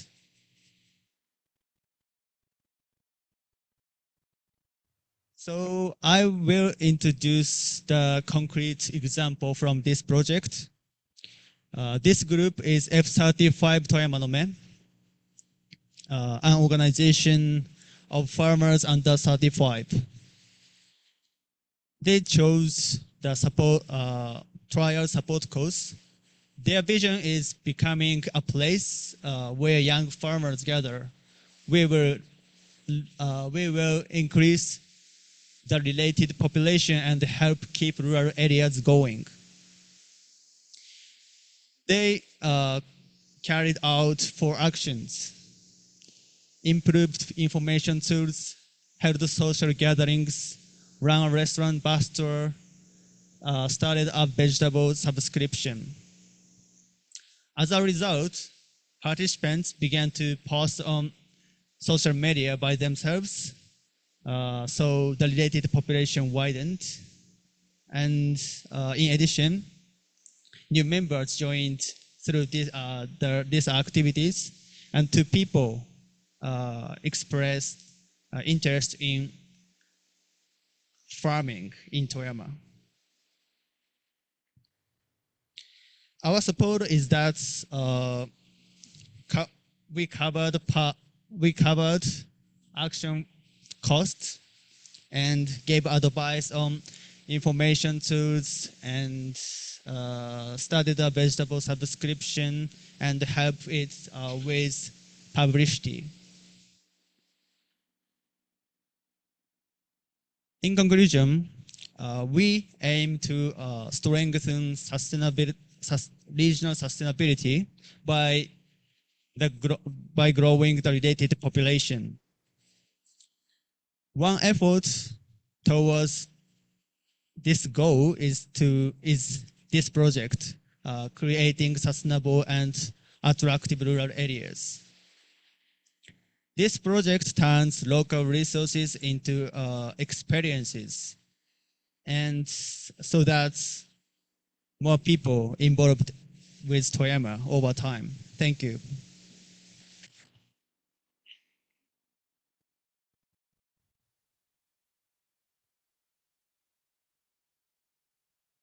Okay, thank you, Mr. Nagata. So our last but not the least speaker is Mr. Kazuki Yasumoto. So he served as an official of the Aichi Prefectural Government for 11 years, where he was assigned in the Bureau of Policy Planning and Tax Administration Division. Prior to joining the Aichi Prefectural Government, he has worked for private manufacturing companies, where he served as a designer of lighting fixtures for roads and parks. Let us give Mr. Yasumoto a round of applause as he discussed the Aichi Prefecture's Yashumikita Kaikaku, so work-life balance reform, a challenge for the future to foster worker well-being and regional vitality. Thank you for introducing me. Hello, everyone. I'm Pangaran Kopai Yasumoto. Nice to meet you. My hometown is Aichi Prefecture. From my side, I will introduce Aichi Prefecture initiative on Yasumikata Kaikaku. Yasumikata Kaikaku means work-life balance reform.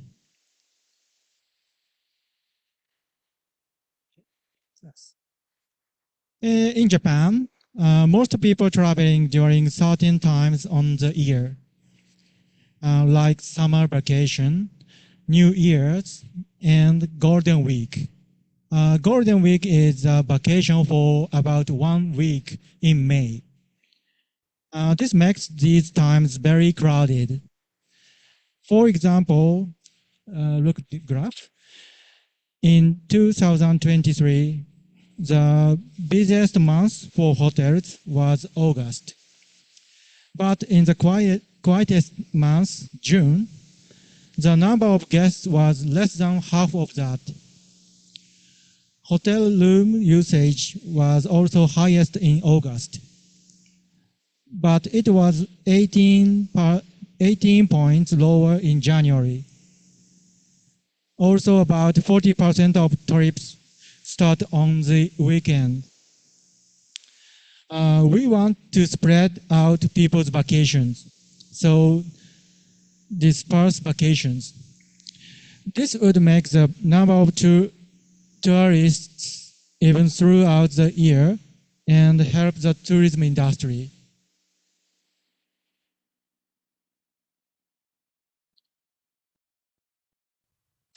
Forcing everyone to take holidays at different times would not work. It is better to add new holidays that people can take flexibly instead of changing existing holidays. People are more likely to accept this idea. In Aichi, many families travel together. So to help spread out the tourism crowds, we created a new system called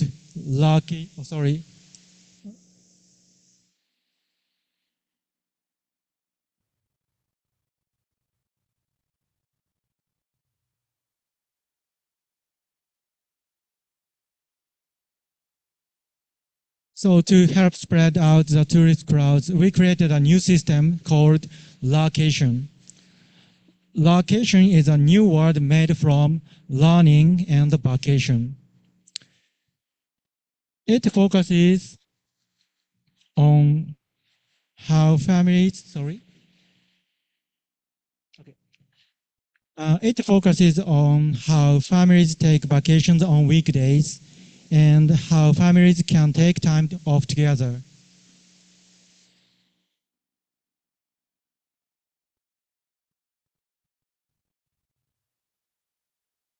It is a system that lets children learn outside of school with their parents on a weekday. Examples of activities, they can do things they cannot do at school, like playing sports, going camping, or learning about history and culture. Public school students in Aichi can take up to 3 days off a year whenever they want, except during test periods. These days do not count as an absence. It is an important point. So it won't hurt their school record when applying for high school or university.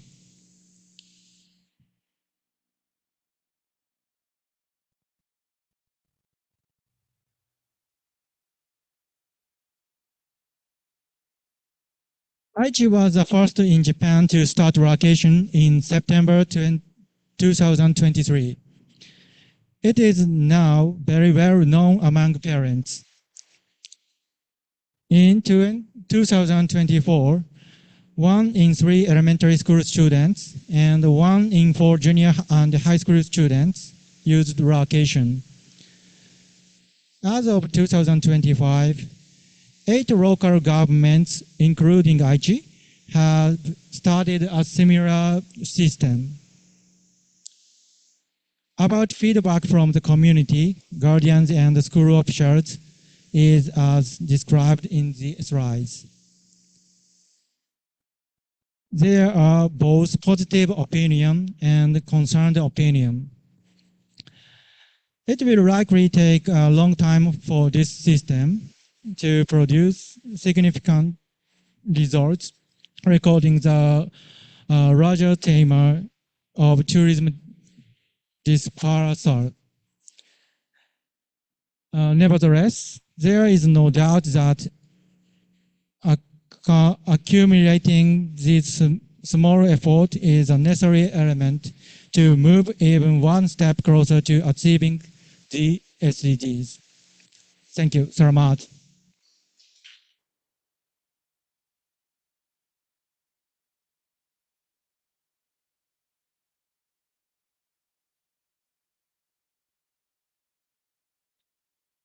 Thank you very much, Mr. Nagata. Mr. Yasumoto. Wow. We have a lot of speakers and we have a lot of really good topics. Before we go to our panel discussion, I would just like to remind everyone in Zoom and in YouTube, if you have questions, you can type it. And for our participants here, Ma'am Chai have paper and pen. You can just write the questions there, and then we would read the questions later. Okay? For our next session, the panel discussion, may we invite all our speakers to the seats up in front. So please bring your nameplate so that the participants could easily identify you. And this session would be moderated by Ms. Wee Teng Chua.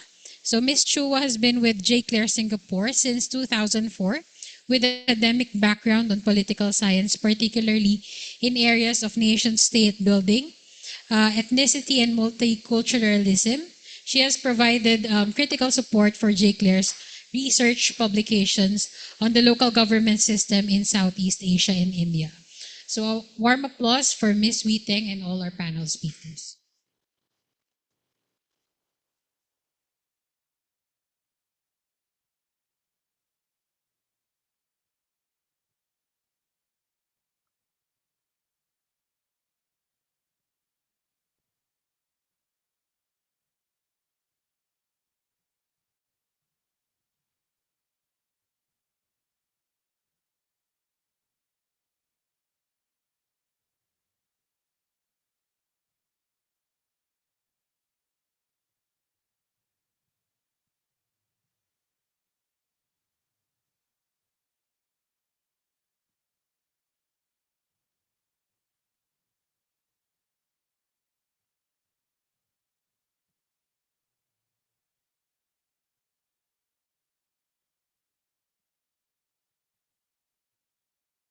Right. Thank you very much.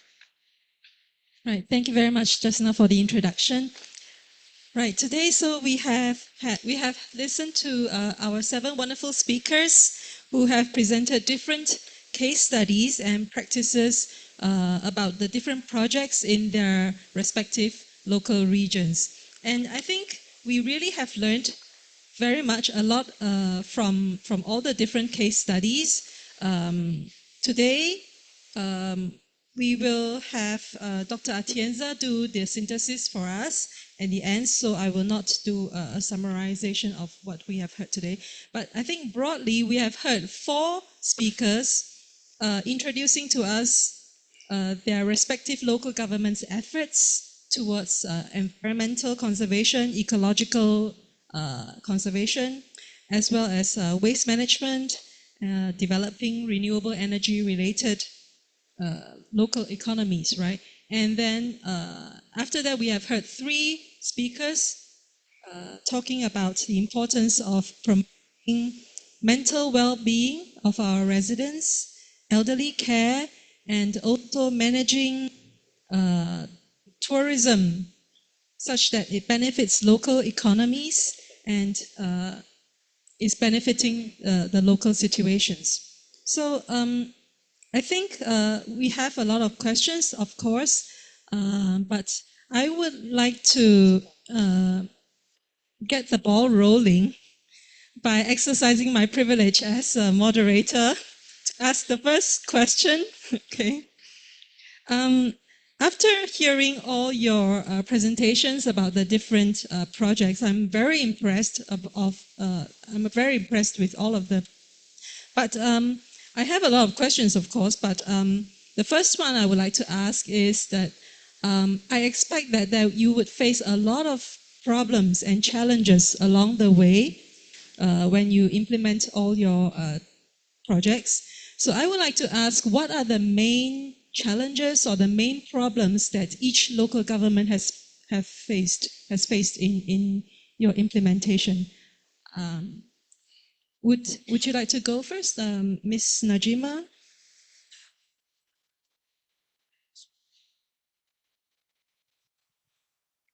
Okay, to talk about the challenge, the current biggest challenge is the barrier. To talk about the offshore wind power, we are making a plan, but implementing that plan is not so easy. Before implementing, the biggest barrier is that the project cannot move forward without national approval. So the first and most important step is to obtain the necessary authorization from the central government. But the other one, actually onshore, land power, wind power is already started. So we are hoping the offshore wind power generation will start as soon as possible.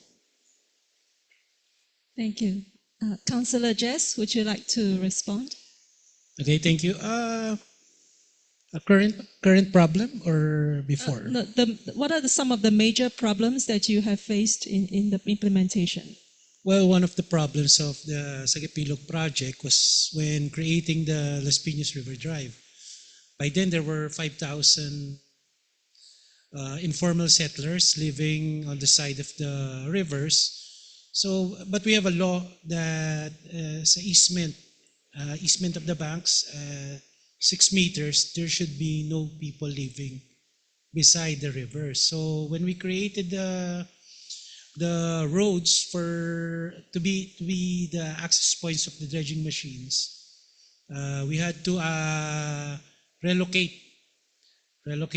informal settlers to another city, another municipality, because there are no more land for them to live in Las Piñas. And of course, we have laws that we can't relocate people without adequate housing or no relocation.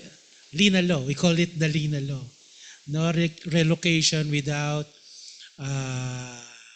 sustain, I think, financial help or living, another place for them to live. So what we did is we coordinated with the National Housing Authority, and they gave housing for the 5,000 families.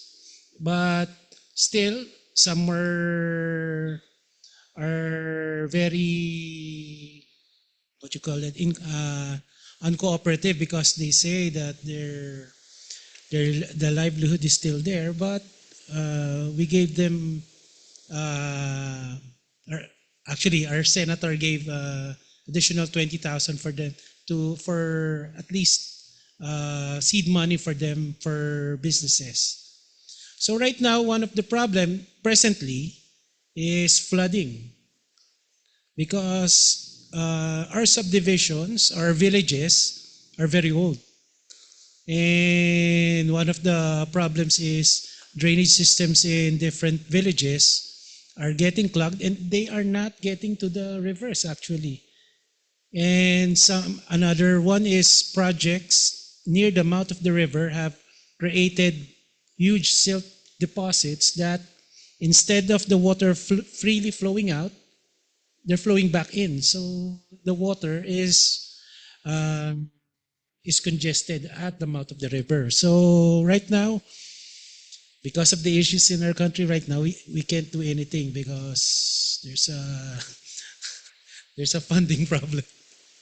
So right now, that are the major problems of our project. Thank you. Thank you, ma'am. Yes, funding is a big problem with any local government, I think.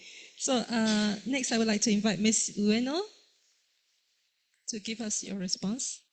So for my presentation regarding collecting oyster shells, the biggest challenges was manpower.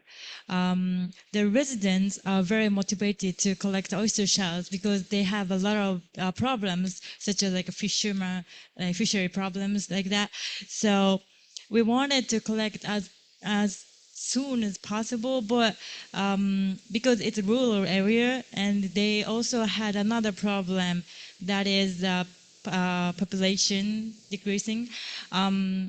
So fortunately, we could have the contract with IVUSA, which is International Volunteer University Student Association, in 2009. So that now we have more than 100 volunteers with us. So it was very lucky for us to get that contract, and we could solve the problem, the manpower problem. Thank you. So it's very much a community effort. Yes, the community effort. Yes. It's all volunteerism. Yes. Wow. Okay. How about Ms. Aquino? Hello, good afternoon. Based from my presentation, our innovative programs are social services program. So the biggest challenge is the fund allocation. Since we are only first-class municipality and we have so much innovative programs, we are lack of funding requirements. So I think that's the biggest challenge we are facing. Yes. Next, how about Ms. Kobayashi? What's your, Okay, regarding my presentation, I'd like to talk about the big challenges in international cooperation engaged by local government. Because many people always ask me, why does Kitakyushu City engage in the international cooperation? What are the benefits for us as a city? It's sometimes something we often discuss in the city council. Many citizens ask, why don't we use our money, our tax money, for local needs first, instead of helping people overseas? I understand, it's a very understandable question, I think. But I think there are three key reasons why international cooperation is so important for Kitakyushu City. First, to enhance our global presence. Kitakyushu isn't a big city like Tokyo and Osaka. Maybe you haven't ever heard of it. How about you? Yeah, it's first time for you to have a Kitakyushu city. Yeah, it's not famous city. Sorry. But we are the first city in Asia recognized by OECD as a green growth model city, a great honor for us. Since then, our environmental efforts have gained attention worldwide. We now welcome visitors not only from Asia, but also from Europe and the US. This has opened new business opportunities, especially in renewable energy. Second, to educate and train our city's employees. Much of our infrastructure, roads, water systems, and treatment plants is over 30 years old. Through an overseas project, our young engineers gain hands-on experiences, improve their English, and sometimes serve abroad as J.CLAIR experts. The knowledge they bring back directly benefits our city. It's not about creating money, but it's about human capacity building, right? Third, our international projects prioritize local companies. This gives small and medium-sized businesses a chance to go global, sometimes hard to do alone. By working together as a team, Kitakyushu, we create opportunities that benefit everyone. Yeah, so that's why international cooperation isn't just about helping others. It raises our city's profile, develops our people, and supports local businesses, I think. I think that is very well said, because a lot of local governments think that internationalization means using your tax funds to help others, right? That is not in our benefit. But it's not right, because when you help other people, you are also building the capacity of your human resource, and you gain knowledge. And so it helps the image of not only the image of your city, but also the overall capacity of your city. So it's not just a one way. It's not just a one directional, but it's also bi-directional in benefits. So I would like to tell more local governments about what just Ms. Kobayashi just enlightened us. But well, before that, let me go on to Mr. Nagata, you have introduced us to Toyama's efforts to develop rural areas into more attractive areas, right? And also to attract more related residents from the other areas. So can you tell us what are the main problems that you have faced in this project? I think we haven't faced the real serious problem, but from now, so this is a project to aim for creating the sustainable and affordable, attractive rural areas. Because that's why, so we need to keep an eye on them and keep their activities going. So we should support them. That's not this year. So continuously help their activities, I think. Okay. Lastly, Mr. Yasumoto, did you face any problems and challenges about location? Yes. Location aims for hands-on learning outside school, but the specific activities are decided by each family. So one program is clarifying the standards for distinguish between location and vacation. So as well as and increasing the utilization rate. So program. But since this project has only been in operation for 2 years and for the future. Is this project widely known in Aichi Prefecture? Sorry? Is this project widely known in Aichi Prefecture? Yes. Yes. Okay, so I think some of the keywords that I have picked up in all your presentations can include: one, community involvement is very important, and two, we need to also secure local livelihoods in the projects that we do, whether it's in ecological conservation or developing tourism or doing work-life balance. We need to secure local livelihoods first. And also, besides economic development, we also need to balance it with maintaining a quality of life among our residents, right? And also funding problems. Funding. We need to balance funding with whatever we want to do. So I have heard funding challenges being mentioned twice already here, right? So it's a very big problem with all local governments, I think, because every project that I've heard here are big projects. They are not small, you know. So whenever we implement these kind of projects, we need funding besides passion, right? So I would just like to ask, especially Councillor Jazz, Ms. Aquino, and also Ms. Najima, the projects that you are attempting are very big. And I would assume that you have funding problems, or how do you solve these funding problems? Maybe let's go with Ms. Najima first.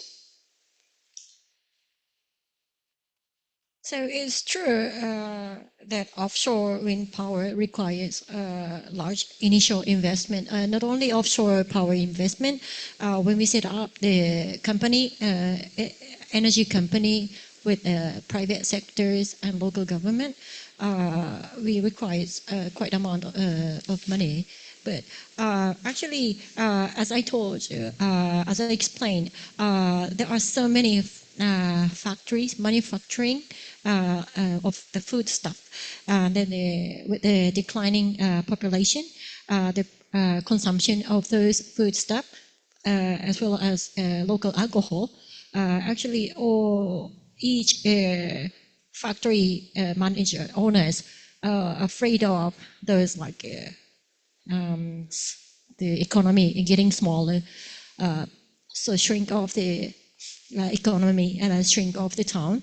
So they would love to invest to set up the new energy company for the local community. So and it is a very good idea, and unfortunately, some the government city office can accumulate enough capital, enough money to set up the company, and it is in the long run, it provides stable clean energy and reduce dependence on fossil fuels, and then it could be. They are strongly believing it helps their local economy. So when we set up the project at the first time, everyone was afraid of the money, but fortunately, so far, we have enough money to start up that business. That is certainly a fortunate thing, right? And also, so the next question about renewable energy, actually, maybe it's related. I was wondering if this kind of initiative, would it be replicable in other coastal cities, do you think?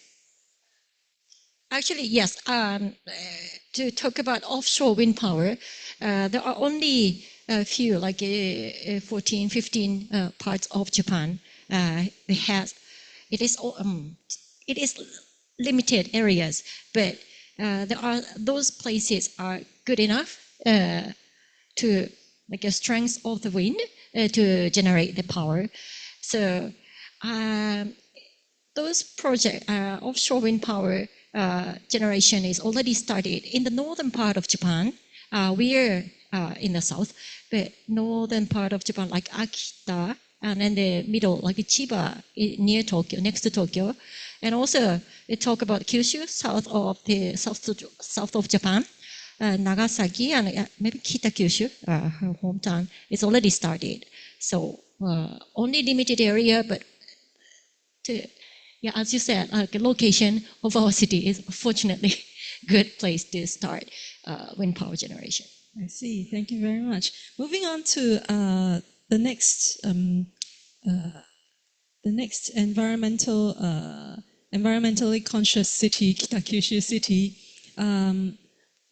All the projects and the waste management projects are quite big, and I would expect that they require a lot of funding. So how does your city get through the funding part?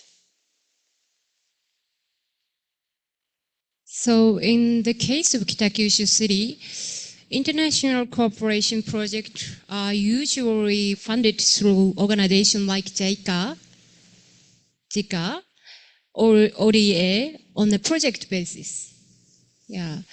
So for initiatives within the city, we sometimes make use of national government subsidies, but in principle, we are financed by the city's own budget. Yeah, but in addition, I'd like to introduce the Citizen Solar Panel Initiatives. Is it okay? Yes, please.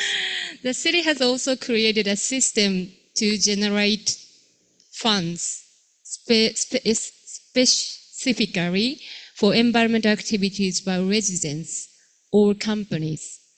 To be specific, we issued manageable bonds to commemorate the city's 50th anniversary. Using proceeds, the city installed a solar panel, 1,500 kilowatt.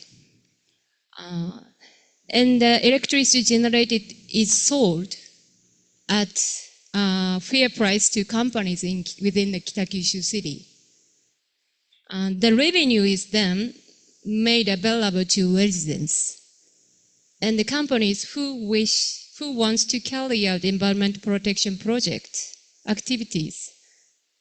This is a circular economy system, I think, system of sustainability. I think subsidies don't last forever. What matters is how we use them, I think, to consume or to buy seeds for future. Well, yeah, I think. That is a very good idea. That is very good. Well said. I would like to ask our two Filipino speakers, Councillor Jess and Ms. Aquino. You both mentioned funding problems, right? So could you just tell us how you solved or you managed to get through the funding problems?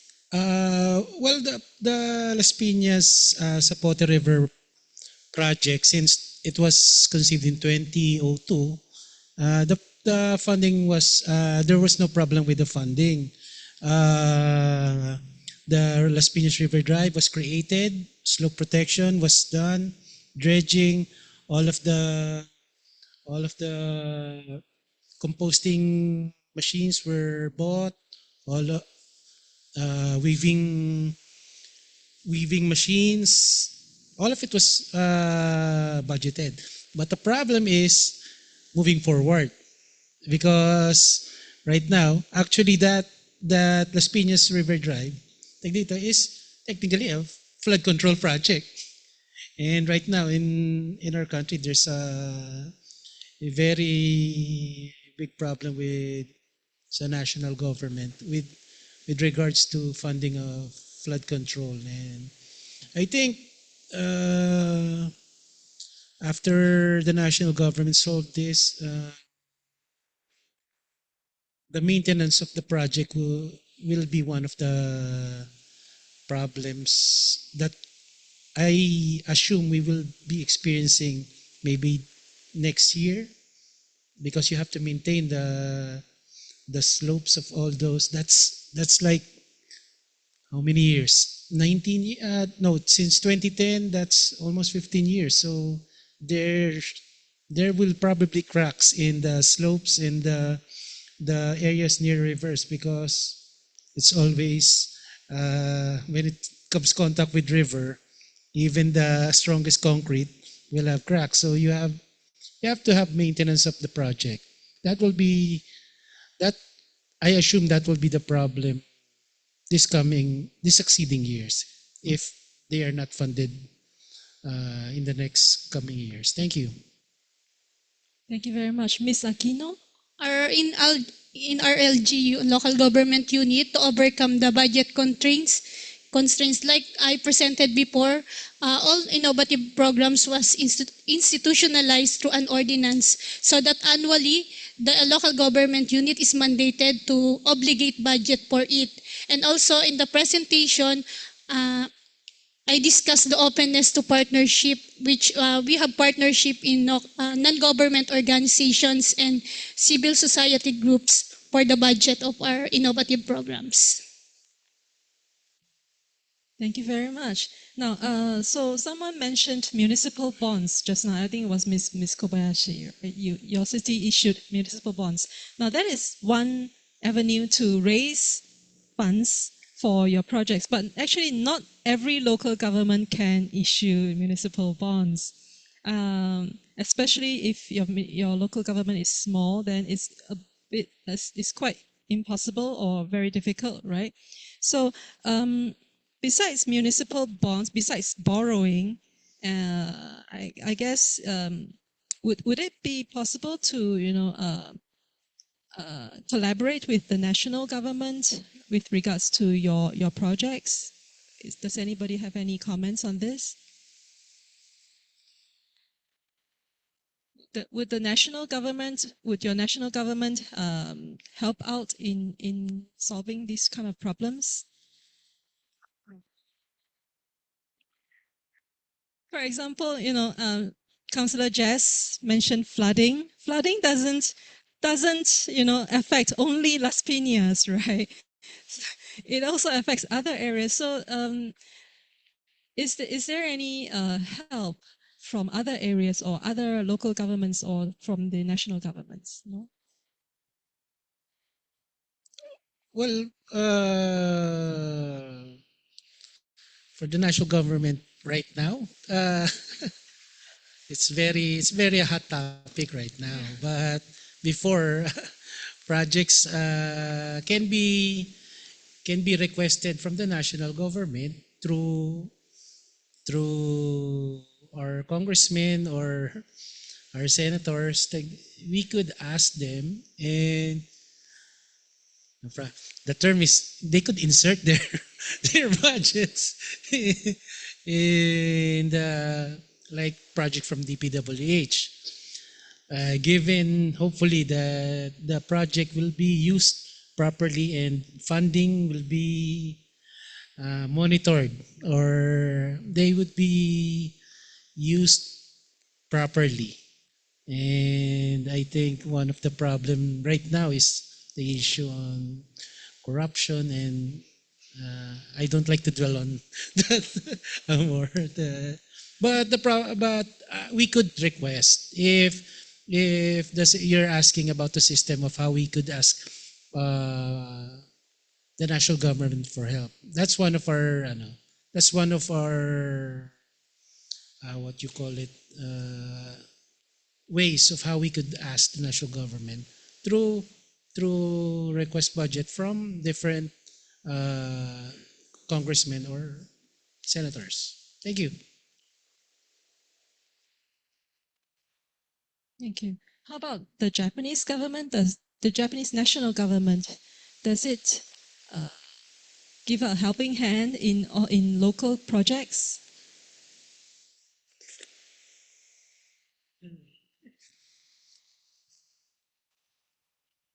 Ms. Bueno?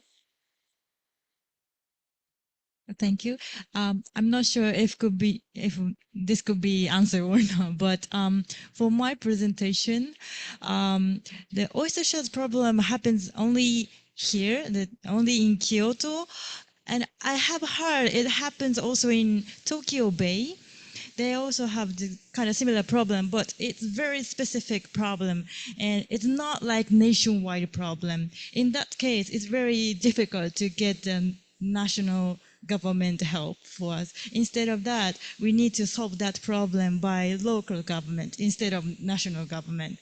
So we tried to solve this problem with getting help from volunteer group instead of national government, so that we are not in trouble with foundation for now. But in that case, like to get the national government help, they usually should be like a nationwide problem, not like oyster shells problem. It's too specific, so yeah. I'm not sure if this could be answered, but yeah. Thank you very much for your input. Thank you so much.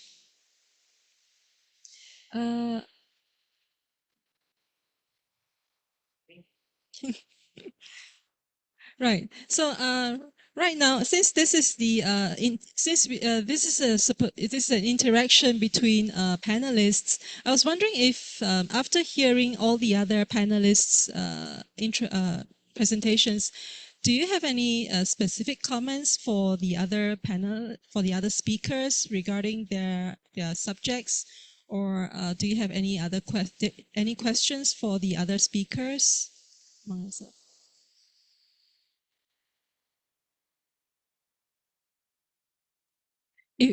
If not, may I exercise my privilege again? Ms. Kobayashi. Can I ask a question, Mr. Hon? I think we had almost same. We have doing the almost same project in waste management, about waste management. But our challenge, one of our challenges, is how to motivate the community people, how to motivate to continue to do their activities. Do you have a good idea to motivate them? Well, I think continuous communication with the residents, especially those near the is that a sea or yeah, your project, diba?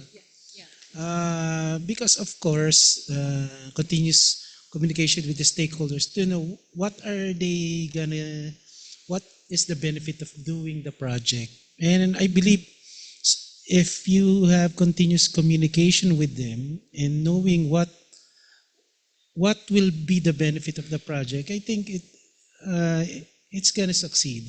And I see you're doing very well. And I saw the pictures from 1960 and to 1980 onwards. It's a big change. And I was asking how we can do that here in the Philippines. Because it looks like Manila Bay.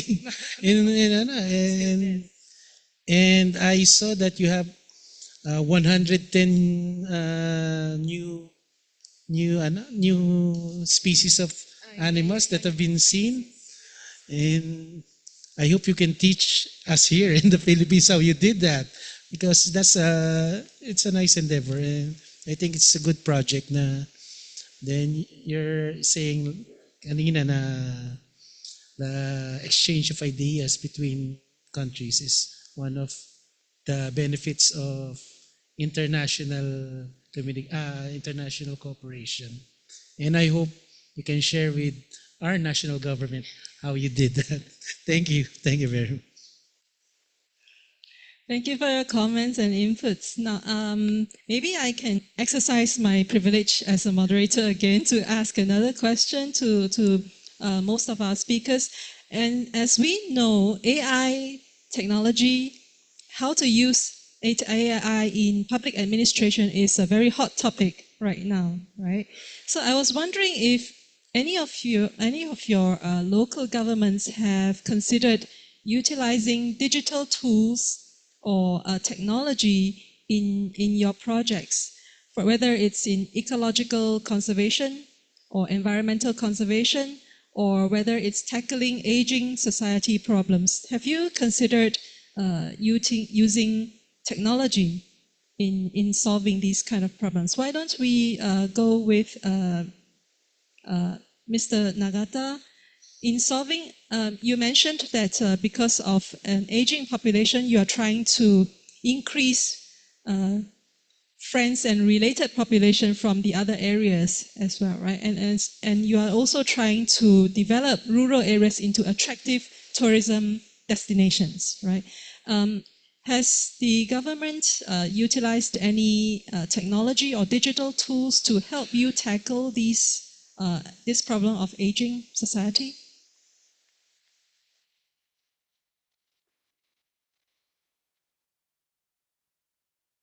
Sorry, I have no idea in my presentation, but so Toyama government promotes uh,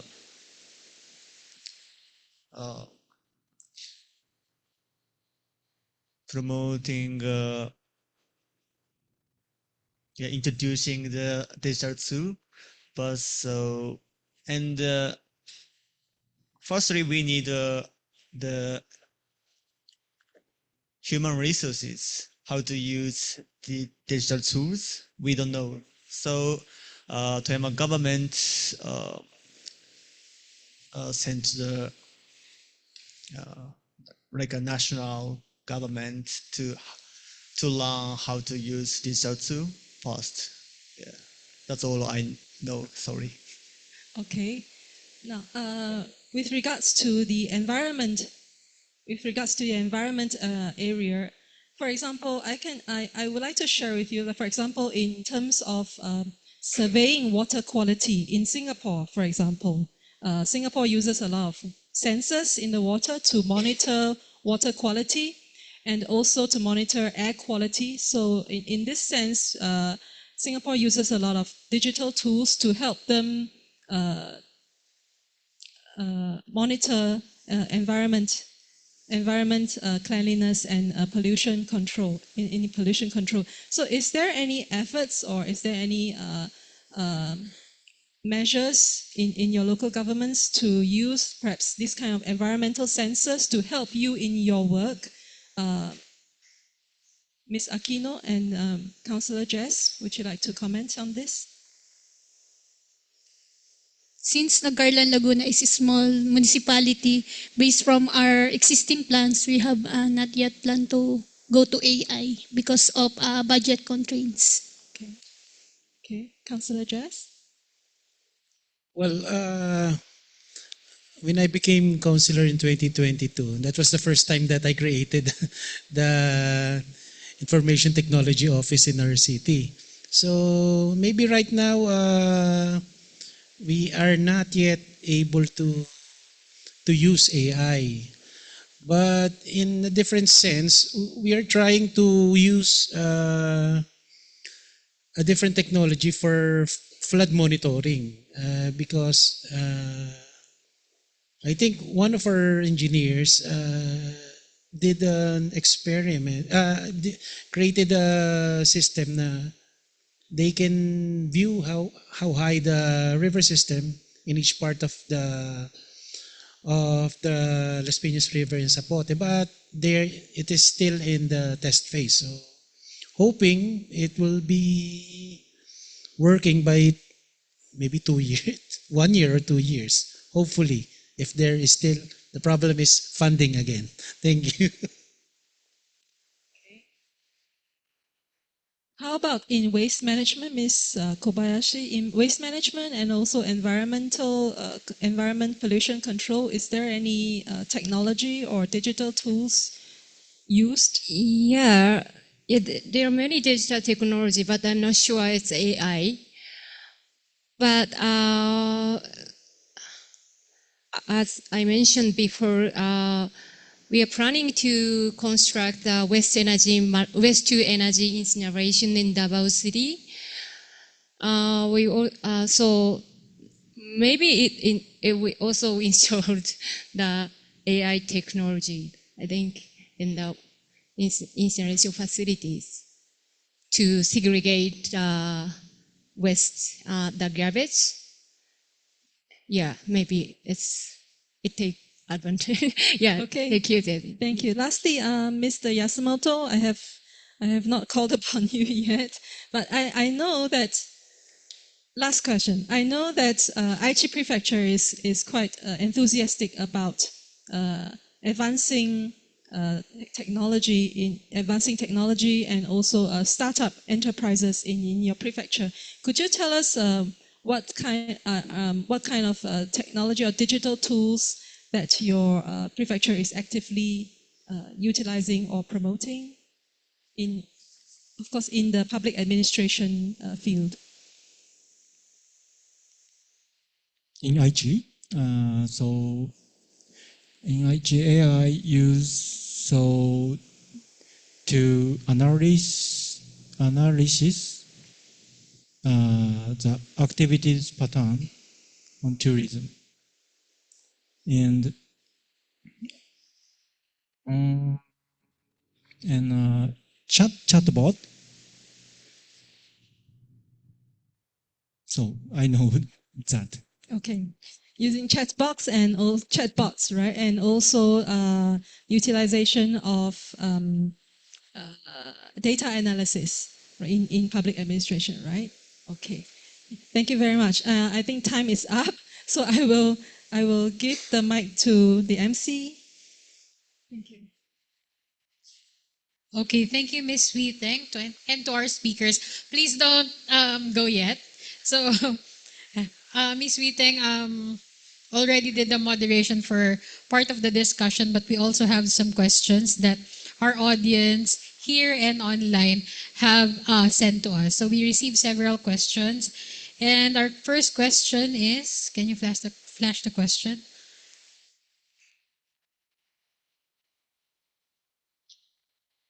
Okay. So our first question is to Councilor Jess Bustamante. So in an environmental rehabilitation program that involves major social change, what were the most difficult barriers at the community level? And they also gave some examples. Is it something on overcoming resistance from the local residents, building trust, and ensuring continuous support for the relocated families?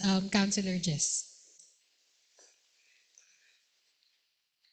Well, of course, there's a resistance from the informal settlers that were previously living near the river system.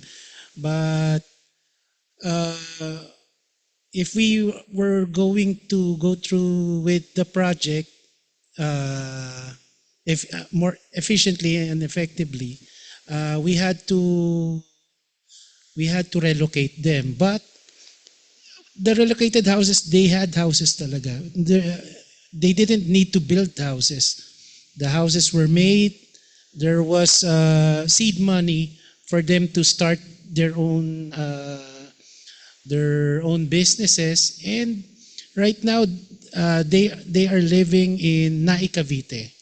In Nai Cavite, right now, there's another project, the bridge going from Bataan, going to Naik. And the property there is, I know it's skyrocketing. And in terms of continuous support, actually, that was, right now, that's the support that we gave, housing and seed money. And another difficult barrier at the community level is right now I think there is a few informal settlers that are still not opting to leave. But if we have to have a political will to do it, because it's in the law. You cannot live near the river 6 meters from each side, so as the river will be protected from waste, dumping of waste. But I think for major social change, wala naman eh.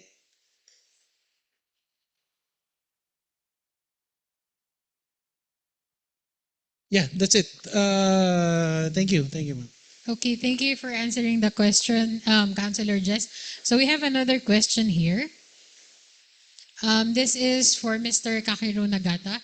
WIS the project aims to reach a target of 10 million relative to its current 1 million inhabitants. Does it consider the implication in terms of resource demand and environmental externalities in view of sustainability associated with its anticipated aim?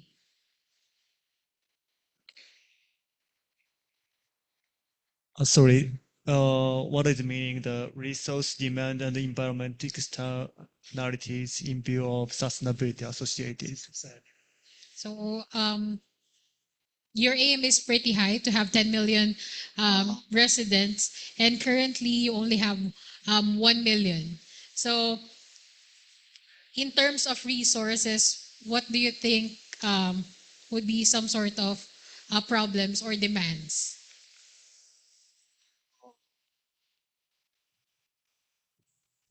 We could lend you 9 million if you want. 9 million individuals. We have a surplus.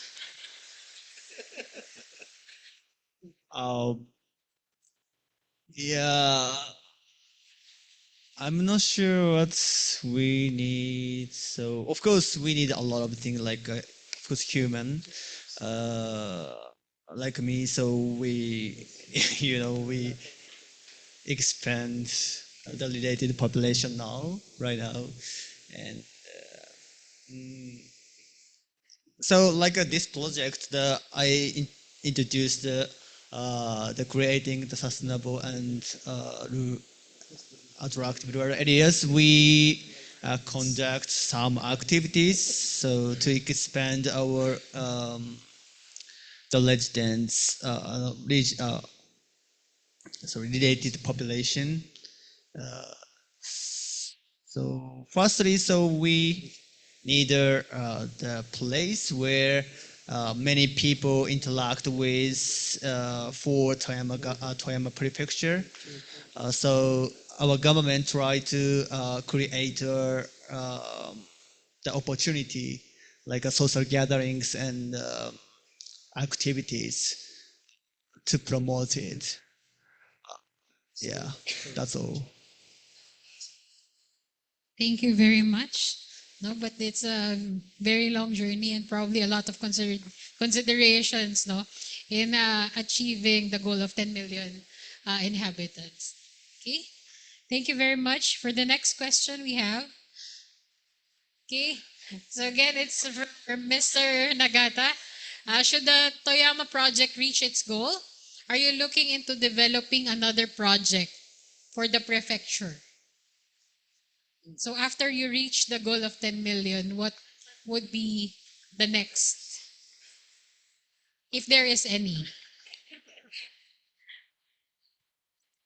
Next, achieve the 10 million. After achieving 10 million. Uh, now we start to promote as we our prefecture is as the most uh, the most famous sushi prefecture. Do you know sushi? Yes. So I think you imagine sushi, so you think Japan is a sushi, and also the Hokkaido, I think. But Toyama is known for the most delicious sushi prefecture. So uh, yeah, so we. Sorry. So promotion Yeah, of promotion. sushi from your prefecture. Sushi is Toyama. Yeah, we promote now. Yeah. Okay, thank you so much. So we will be looking forward after achieving the 10 million is the promotion of sushi. Okay, thank you very much. We still have another question. So this is to Miss Marie Chris. Were you able to assess if the senior citizens' health got better after receiving free medical services from your constituent LGU. So do you have any requirements for the senior citizens before they avail of the free services? And lastly, were there senior citizens who availed the free checkup and medicine several times or considered as repeat customer or clients, and how do you monitor them? Thank you very much. We're able to assess the senior citizen health by partnership with the Senior Citizens Association. We monitor them if they improve their health, and for the requirements for the senior citizens before they avail the free services, it is open to all senior citizens just presented their senior citizen ID. Then lastly, we how to monitor the pre-check-up medicines in several times or consider as repeat customer client. The municipal health office have record and they monitored it monthly so that there will be no repeat customer client. Thank you. Okay, thank you very much. We have another question here. Again to Miss Marie Chris. So it pertains to Project Isipan.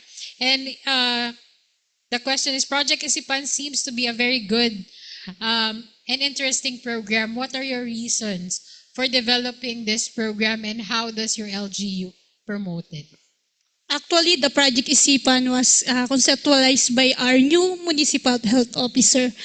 And he have seen in our community that mental health patients have not yet given program. So he conceptualized the project and promote it through barangay health workers, through barangay nutrition scholar, and other barangay officials, so that the record of the mental patients will be recorded and will be monitored and checked up regularly.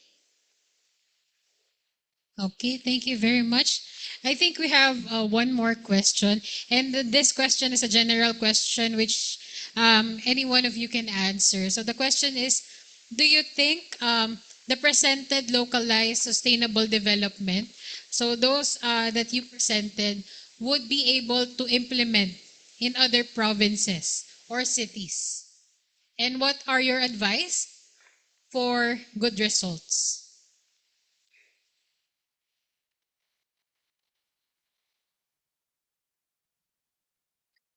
So maybe we can start, Ms. Marquez. I think those innovative programs I presented can be implemented by other provinces or cities, since it requires only funding assistance. And my advice is, if you formulate innovative programs, you just have to institutionalize or make an ordinance or resolution through your locality, so that the funding requirements will be appropriated annually, and the continuity of the program will be done. Thank you. Well, I think what advice I could give is, especially cities or municipalities that are starting to be urbanized or developed, you have to take care of the rivers. Like dito, if from the start there's still a chance that the rivers will be protected. Like you could put up the river system slope protection, so as to halt any silting of the rivers. You have to start before all the developments are coming in your city. The problem with Las Piñas is we developed it, I think, a little late, when the actual river was dying na. So we have to be more environmentally conscious of our river systems, because one part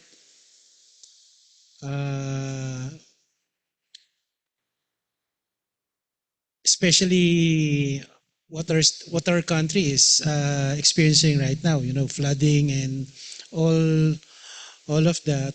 You have to be mindful of our environment so as in the future we can still enjoy the our nature and we will not have problems, especially in flooding and all of that. Thank you. Okay, thank you. My answer is definitely yes. Because as I mentioned before in my presentation, our city is doing the project in the worldwide with the local government and local cities in the world, especially Southeast Asia. It's 16 countries and region, and there's 80 now. The status of that project is 60 countries and the regions, 84 cities, and we are doing it about 250 projects in the world. So we have each partner in each cities and each countries. So they are doing. So maybe you, yeah. So I definitely say yes. But the most important thing is, I think, thinking and doing by yourself, not by other people. I think instead of rely on the subsidies from others. I think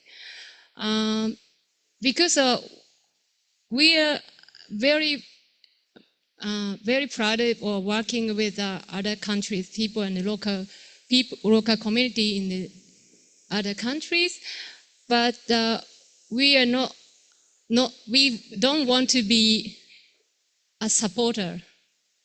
We want to be a partner. So please think and doing by yourself. Okay, thank you very much. Next, please. Thank you. I think Mr. Bustamante said better to do something imperfectly than to do nothing perfectly. That's right, I think. So this is my advice. Okay, thank you so much. Okay, so doing something new is always like a face to the opposition or like something again sometimes start, but to talk about the energy story, what I explained today, there were not so many opposition and objection, but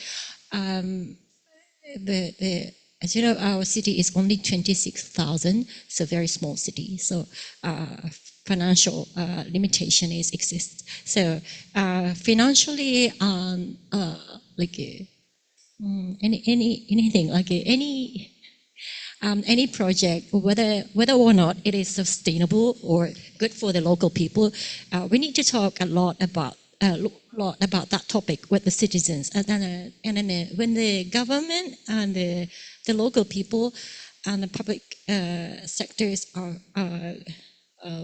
facing to the same direction, I think any project will go well. Okay, thank you. Sorry, can I answer the topic, last questions, instead of all this question? So Okay. I want to answer, correctly. So just now, so I answered we want to, after achieving 10 million, Toyama want to become a place where people can feel truly experience well-being. We define well-being as not only income and health, but also the career and relationship with others and connection with communities. It means living a positively and fulfilling life as yourself. And more people will gather Toyama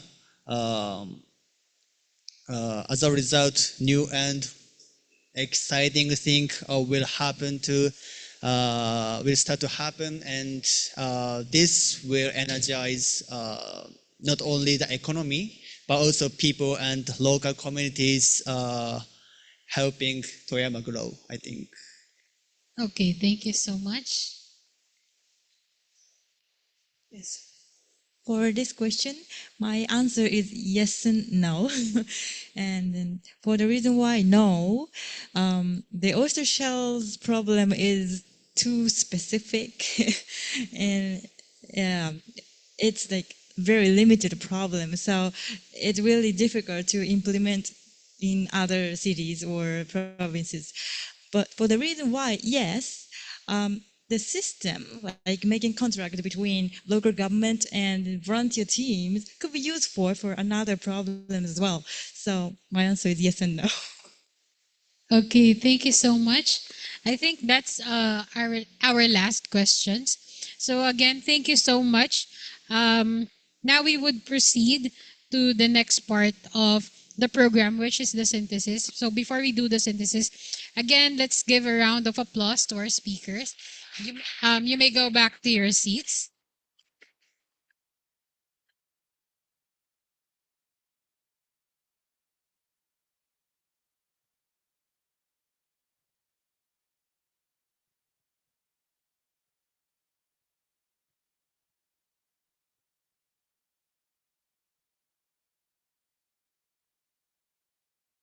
Okay, thank you very much. And now, we would like to invite Professor Vela Atienza from the Institute for Governance and Rural Development to provide a synthesis of the discussion that we have been doing this afternoon.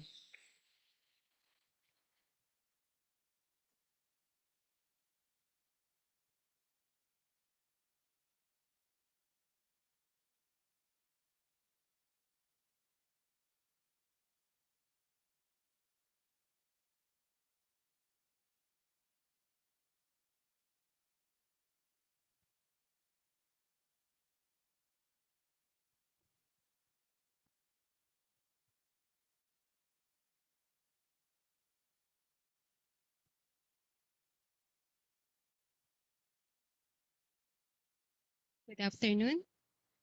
Magandang hapon, konnichiwa.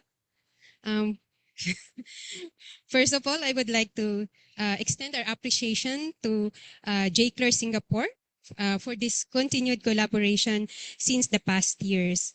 And to our speakers, of course, from also representatives from our local government here in the Philippines.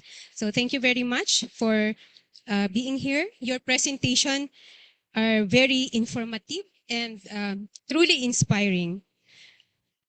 It also offers valuable lessons which our local government can reflect and possibly replicate. I think that's one of the last question, no? Replicates in their own localities. So thank you very much. Honte ni arigatou gozaimasu.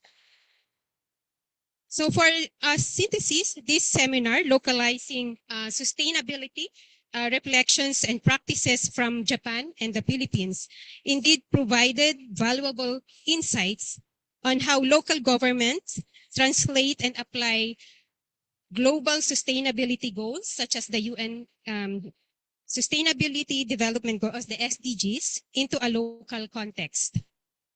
This also highlights the relevance of empowering local governments, strengthening communities, and promoting collaboration in creating concrete solutions and policies to address specific environmental, economic, social, and cultural concerns. The presentation this afternoon, both from Japan experience and also the LGUs from the Philippines, demonstrates that sustainability includes innovations in protecting the environment, promoting not only economic development, but also cultural and social well-being of the community.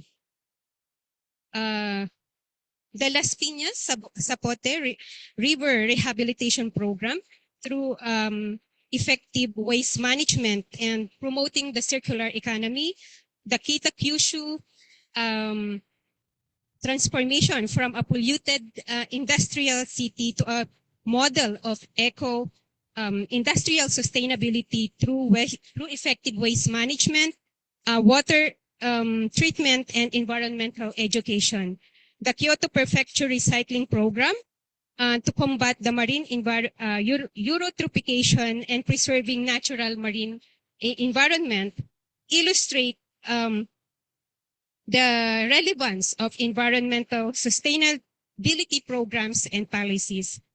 So the Nagcarlan, in terms of social sustainability, the Nagcarlan Laguna, Kalinga kay Lolo and Lola, and also the Project Isipan are good examples of community-centered programs that promote health and mental well-being of the community. It also promotes inclusivity, like the senior citizens and those experiencing mental health challenges. The Aiki Prefecture, the Yasumi Kata Kaikaku, or the Learncation. No? Its initiative promotes well-being, work-life balance, and family bonding through flexible holidays and experiential learning. The experience of Toyama Prefecture also to counteract rural depopulation by building sustainable livelihood based on local resources, promote support social cultural preservation and regional vitality, highlighted the relevance of economic and rural sustainability. So these programs of the local government unit shows that localized sustainability does not necessarily requires expensive and high technologies, but it should be more practical and low-cost solutions tailored to the specific needs of the communities. Further, the sustainability programs presented by the speakers highlights the sustainable development programs are most successful when there are citizen involvement, collaboration among relevant stakeholders, contextualized depending on the needs of their communities, and create localized programs and policies to address those needs. In the Q&A, it was also asked, like, in promoting or implementing sustainability programs, the most common challenges is the lack of funding and resources. Therefore, it also highlights the importance of citizen participation, promoting of collaboration. It could be interlocal collaboration, and also partnership with, in the Philippines, we are also promoting PPP, or the public-private partnerships. And of course, the citizen participation, okay? And another is, with these challenges, it is also important to identify what are the opportunities, like the possible use also of AI in utilizing AI in addressing environmental problems. I think this is the main topic last year seminar, no? And so to conclude the presentations this afternoon, seminar reinforced that local governments, being in the forefronts, need to be more innovative and context-specific in their local sustainability programs and policies. The cases presented illustrate that sustainability is more effective when there is inclusivity, partnerships among relevant stakeholders, communities are engaged both in the planning and implementation, and solutions are directly respond to the needs of the communities. And I think this kind of activity offers opportunity to exchange ideas, to learn from each other. Maybe the problem of Japan, or maybe problem of the local governments in Philippines, the answer will be the in other countries from the another countries. Like you have problem in aging population, we have problem with overpopulation. So, and I think during the Q&A, it's also in implementing sustainability programs, the governance is also there, no? So I think like what mentioned by Councillor Jess, currently in the Philippines, no, we have that kind of problem on how to guide funding, no? So good governance is really important in ensuring that this sustainability development programs will be continued. So I think that's all. Thank you very much. Goseicho arigato gozaimashita.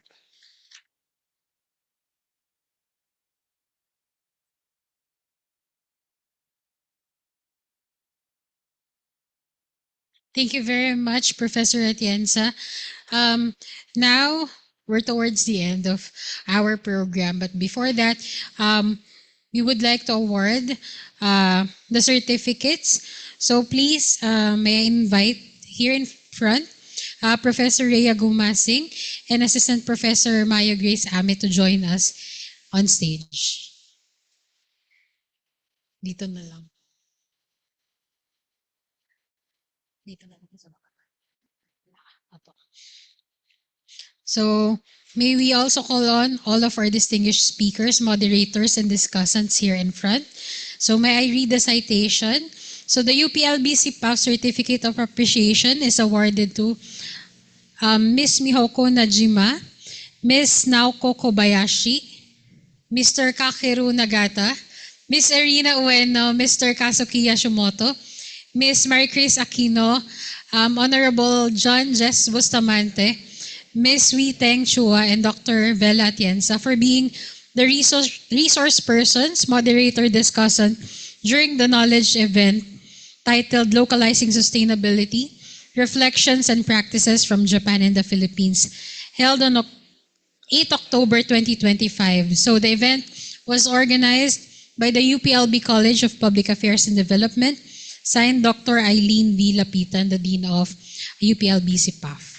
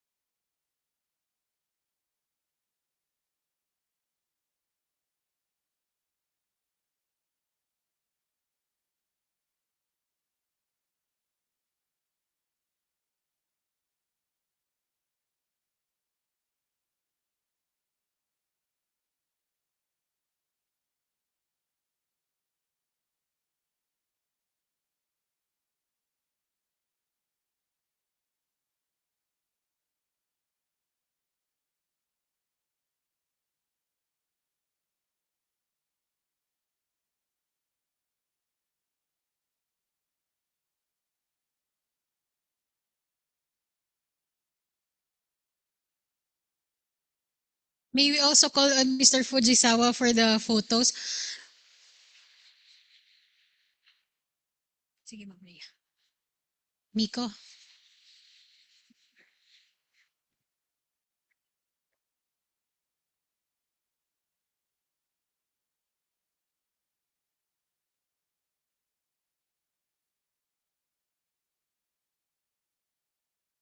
Okay, thank you so much.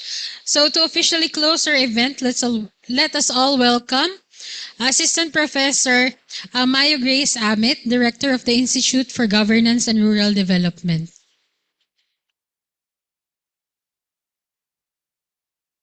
Can I just speak from here? So what I would like to say is on behalf of the Dean of the College of Public Affairs and Development, thank you very much to all our Japanese guests for visiting us again and sharing Japanese experiences. I would like to thank the committee who handled all the preparations. Dr. Chai Digia, of course, Ma'am Mika, who else are in the committee? I can't name them all, but thank you for all the support for making this possible, those behind the scenes there. So how do you close a very insightful discussion like this? We've been sharing about sustainability. I think sustainability is the concern of everyone. because even as we speak, the world is changing. And even as we think about solutions, the world is changing. Societies are changing. The dynamics of relationships between people, organizations, are constantly changing.